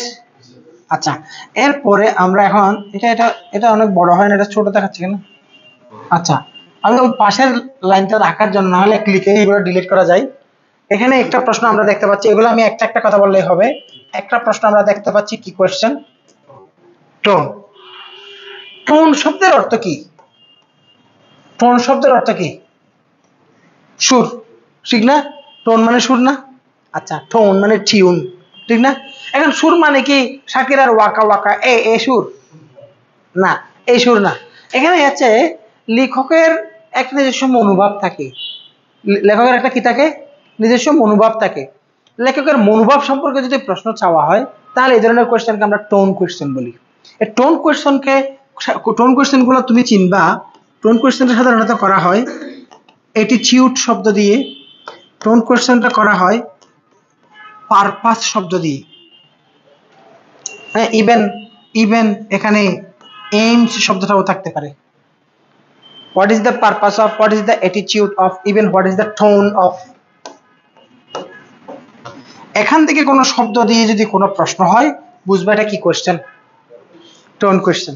টোন কোয়েশ্চেন সহজ। টোন কোয়েশ্চেনের অ্যান্সারের জন্য আমাদেরকে তাকাইতে হবে, এটা তো বুঝছো? আমাদেরকে মনোযোগ আছে তো? অনলাইনবাসী দেখতেছো? এখন এই টোন কোয়েশ্চেনের অ্যান্সারের ক্ষেত্রে একজন লেখক, আমার দিকে তাকাচ্ছ, একজন আইডিয়াল রাইটারের একটা ফরম্যাট, লেখার একটা স্ট্যান্ডার্ড একটা ফরম্যাট হচ্ছে কি জানো? প্রথমে তিনি বিষয়টার একটা উপস্থাপন রাখবেন, উপস্থাপনার মধ্যে তিনি নিরপেক্ষ বক্তব্য তুলে ধরবেন, তারপরে মাঝামাঝি এসে জিনিসটাকে ইলুস্ট্রেট করবেন, পক্ষে বিপক্ষে যুক্তিগুলো উপস্থাপন করবেন, এবং শেষে এসে তিনি নিজের একটা পক্ষ অবলম্বন করবেন। তিনি গ্লোবাল ওয়ার্মিং এর, মনে করো ইসরায়েল প্যালেস্টাইন নিয়ে একটা আর্টিকেল আসলো, ইসরায়েল এবং প্যালেস্টাইনের এই ইস্যুটাতে আমেরিকার ভূমিকা, এটা নিয়ে প্রথমে আমেরিকা কি করছে, ইসরায়েল কি করছে, কি কি ঘটনা, এগুলা নিরপেক্ষভাবে বলবে। ঘটনার ইতিবাচক নেতিবাচক বিষয়গুলো উপস্থাপন করতে করতে শেষে এসে আমেরিকা কি করছে আমি জানি না, ইসরায়েল কি করছে আমি জানি না, ফিলিস্তিন ভালো আমি জানি না, এরকম থাকবার কোনো সুযোগ নাই। না ইধর না উধর, দরমিয়ান মে সদর বদর থাকার কোনো সুযোগ নাই। এখানে হয়তো তুমি ইসরায়েলের পক্ষে, নয়তো তুমি প্যালেস্টাইনের পক্ষে। তুমি কোন পক্ষে এই কথাটা না বলে তুমি লেখা শেষ করতে পারবে না। একটা স্ট্যান্ডার্ড লেখনির ধরন হচ্ছে এটা। তাহলে এই লেখনিটার মাধ্যমে আমি আসলে ইসরায়েলকে গুলি দিচ্ছি না প্যালেস্টাইনকে গুলি দিচ্ছি, গুলি মারবো, এই ব্যাপারটা আমাকে বলেই শেষ করতে হবে। এটাই হচ্ছে একটা স্ট্যান্ডার্ড রাইটিং এর নিয়ম। বুঝতে পারছি? তাহলে এবার তুমি বলো তো, আমি যদি কোনো লেখা লিখি, আমার মন্তব্য কি শুরুতে বলবো না শেষে বলবো? শেষে বলবো। তাহলে লেখকের অ্যাটিটিউড কি শুরুতে পাবো না শেষে পাবো? শেষে প্যাসেজের শেষ দিকে তুমি কতগুলো কনক্লুসিভ লিঙ্কার্স থাকে। কি থাকে? কনক্লুসিভ লিঙ্কার্স গুলো তোমরা চিনো।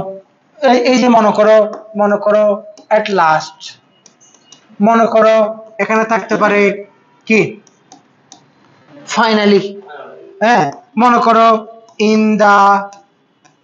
দা নাটশেল, মনে করো ইন ফাইনাল,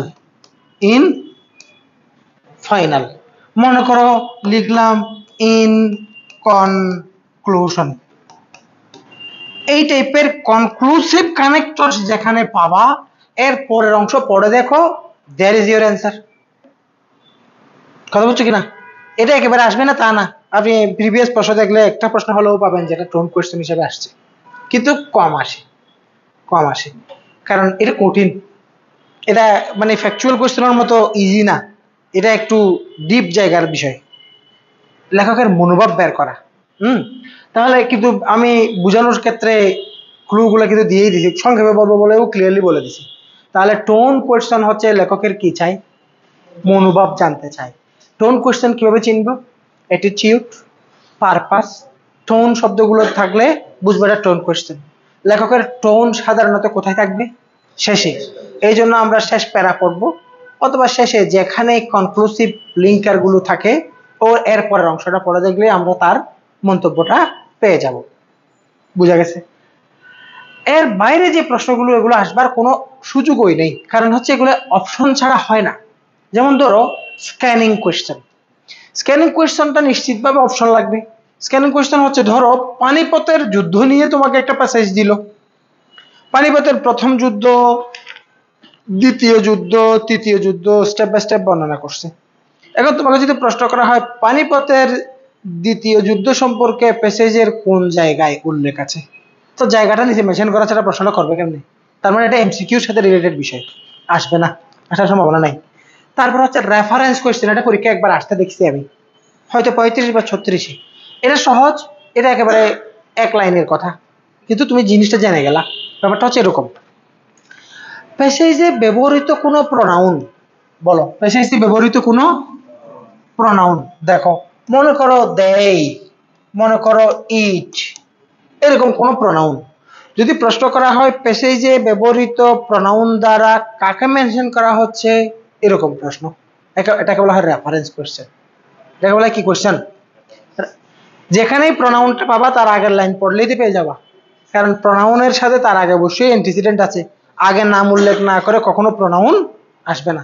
তাহলে রেফারেন্স কোশ্চেনটা মূলত কি রেফার করছে, প্যাসেজে ব্যবহৃত এই শব্দটি কি রেফার করছে, কাকে বোঝাচ্ছে, কি বোঝাচ্ছে।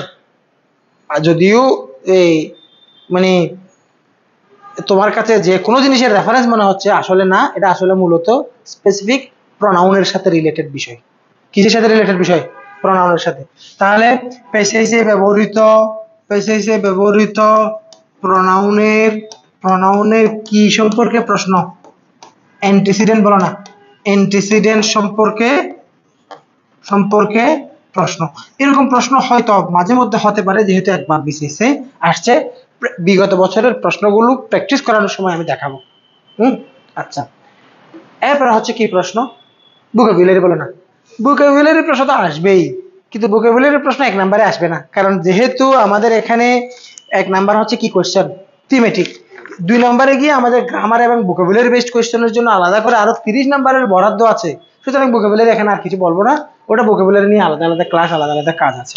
তো আজকে তোমাদের যতটুকু আলোচনা করলাম, এখানে কোনো কোয়েশ্চেন থাকলে করো, আমরা পরবর্তী ক্লাস, তোমাদের পরবর্তী ক্লাস কখন? আজকে কয় তারিখ? 3 তারিখ না, 5 তারিখে আছে ম্যাথ ক্লাস। ক্লাস করো, ক্লাস মিস করবে না। আর অনলাইনের ওরা মোটামুটি করে, আর অনলাইনে অনেকে স্টুডেন্টকে যেটা দেখা যায় সেটা হচ্ছে, তোমরা আজকে যারা এই পর্যন্ত লাইভে আছো, অবশ্যই এটা প্রিলির ক্লাস না।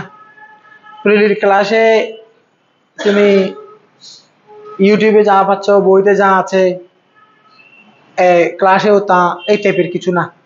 রিটেনে অনেক কথা, রিটেনে কিছু জায়গায় আছে যেটা তুমি 2 সপ্তাহে শেষ করে একটা অধ্যায় গুছাইতে পারবা না, টিচার এখানে আধা ঘন্টায় সেটা গুছিয়ে দিবে, এরকম বিষয় যেমন আছে।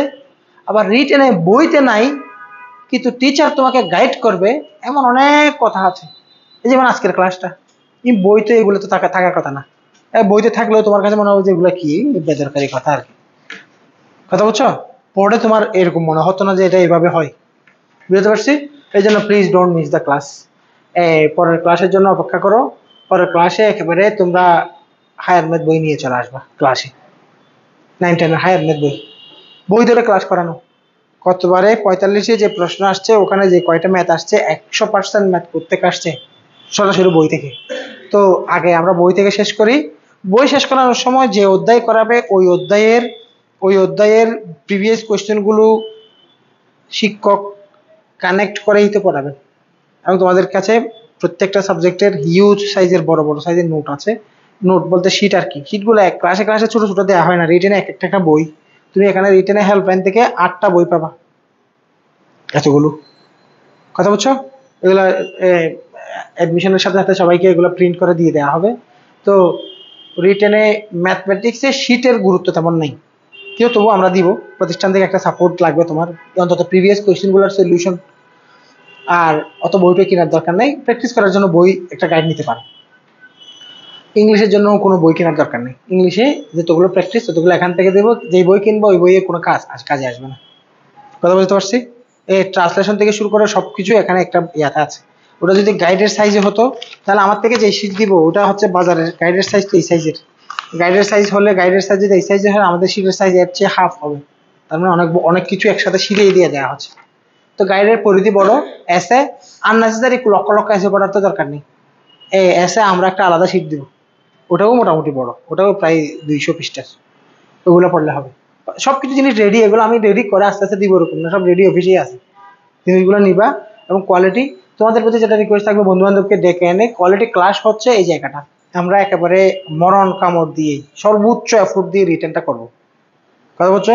কেউ যদি কোনো কারণে প্রিলি মিস করো, এখানে যারা ক্লাস করছো, আল্লাহর ওয়াস্তে তুমি এখানে অবহেলা করে ক্লাস করবে না। তুমি একেবারে ফুল সুইং যে রিটেন দিচ্ছে তার মতো ফুল সিরিয়াসনেস রেখে যদি একবার পড়তে পারো, জীবনের জন্য আর কখনো ভবিষ্যতে প্রিলি ফেল করবে না। ওই ভিত্তিতে ওই লেভেলে তুমি পৌঁছে যাবা। বুঝতে পারছি কিনা? সোজা কথা বলি, প্রিলিতে সারা বছরে যে গ্রামার গুলো পড়ানো হয়, রিটেনের এখানে 4-5টা ক্লাস আছে, যে 5টা ক্লাসে টোটাল গ্রামারের সবকটি বিষয় টাচ করে পড়ানো হবে। তো এখানেই তো বোঝা যায় যে এখানে কত বেশি পড়ার পরিধি। বুঝতে পারছি? এই জন্য কেউ যদি কোনো কারণে প্রিলি মিস করো, তবুও তুমি যদি কোর্সটা করো ফুল সুইং করবা, অধ্যয়ন না করে আমাকে মনে কষ্ট দিবা না। আর তুমিও আমি কি দিচ্ছি সেটা না বুঝে বাইরে গিয়ে সমালোচনা করবা না। শেষ পর্যন্ত লেগে থাকো, কি দিচ্ছি সেটার প্রমাণ পাবা। এটা হচ্ছে কথা। That's all for the time. আর কোনো বলো।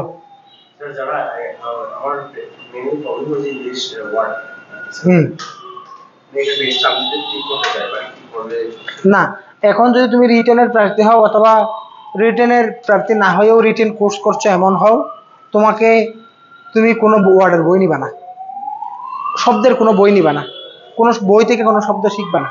বই থেকে তুমি অনেক শব্দ, তুমি যদি আমি কাজ দিয়ে 1 সপ্তাহে জিআরের 350 ভোকাবুলারি বেস ভোকাবুলারি গুলো শিখে আসো, এগুলো 1 সপ্তাহে তুমি যদি গড় গড় করে 350 ভোকাবুলারি মুখস্থ বলেও দিতে পারো, আমি প্রমিস করে বলছি তুমি এই শব্দগুলো লেখার সময় তোমার আসবে না কলম দিয়ে, ওগুলো শিখে লাভ নেই। এই জন্য তুমি ভোকাবুলারি কোনো শিখবা না। তুমি যেটা করবা সেটা হচ্ছে যে প্যাসেজ প্র্যাকটিস করবো, ওই প্যাসেজের মধ্যে যেটা পারো না ওই শব্দটাই দেখে দেখে ওগুলাকেই তুমি লিস্ট করবা। এই প্যাসেজ পড়া এবং পত্রিকা পড়া, ডেইলি পত্রিকা পড়ো, পত্রিকা নিয়ে কাজ এসে এগুলো দিব, পোলাপান আর একটু জমে উঠুক। কথা বুঝছো? আজকে তো মাত্র প্রথম ক্লাস, গত ক্লাসটা তো মূলত আর স্যার ছিল হিসেবে ডেকে বলছি একটা ক্লাস নেন, আজকেই বিসমিল্লাহ করে ক্লাস শুরু করছি। হ্যাঁ, তো পরবর্তী ক্লাস হতে হতে রেজাল্ট হতে হতে পোলাপান এমনিতেই জমে যাবে। তো তোমরাও তোমাদের বন্ধু বান্ধবকে ডেকে এনে আরো একটু হাউসফুল থাকুক, ক্লাসগুলো টিচাররা নিয়ে মজা পাক, বিশেষ করে যেমন শিপন স্যাররা ক্লাস নিবে, ওরা যেন ক্লাসে অডিয়েন্স বড় থাকলে টিচাররা নিজেকে রেডি করার জন্য একটা মানসিকতা রাখে। কথা বুঝছো? এই হচ্ছে বিষয়। তো অনলাইনের ওদের কোনো প্রশ্ন থাকলে আমাকে করে ফেলো, পরের ক্লাসের জন্য তোমরা পরশুদিন তোমাদের ইনশাল্লাহ ম্যাথ ক্লাস হবে। আর ম্যাথ ক্লাস ইনশাল্লাহ রমজ স্যার করাবেন, অসাধারণ পড়াই, অনেকে চিনো তোমরা, ঠিক আছে? তো অনেক শিক্ষক থাকবে, কিন্তু জি ফ্রি হ্যান্ড রাইটিং এখানে অনেকগুলো ক্লাস হবে, ওখানে ফ্রি হ্যান্ড রাইটিং এর আলাদা বিষয় আছে। অর্থাৎ আমরা ফেসবুকে কালকে দিছি, ফেসবুকে কালকে আমরা একটা পোস্ট করছিলাম, ওটা হচ্ছে এরকম, math plus English, math plus English অর্থাৎ BCS written, BCS written math plus English special course, এরকম একটা বিজ্ঞাপন দিচ্ছি কালকে। এই অর্থাৎ অনেকেই শুধু এই দুইটা সাবজেক্ট চায়, এদের জন্য এটা ফি হচ্ছে 2500 টাকা। এটা অনলাইনেও 2500, অফলাইনেও 2500 টাকা।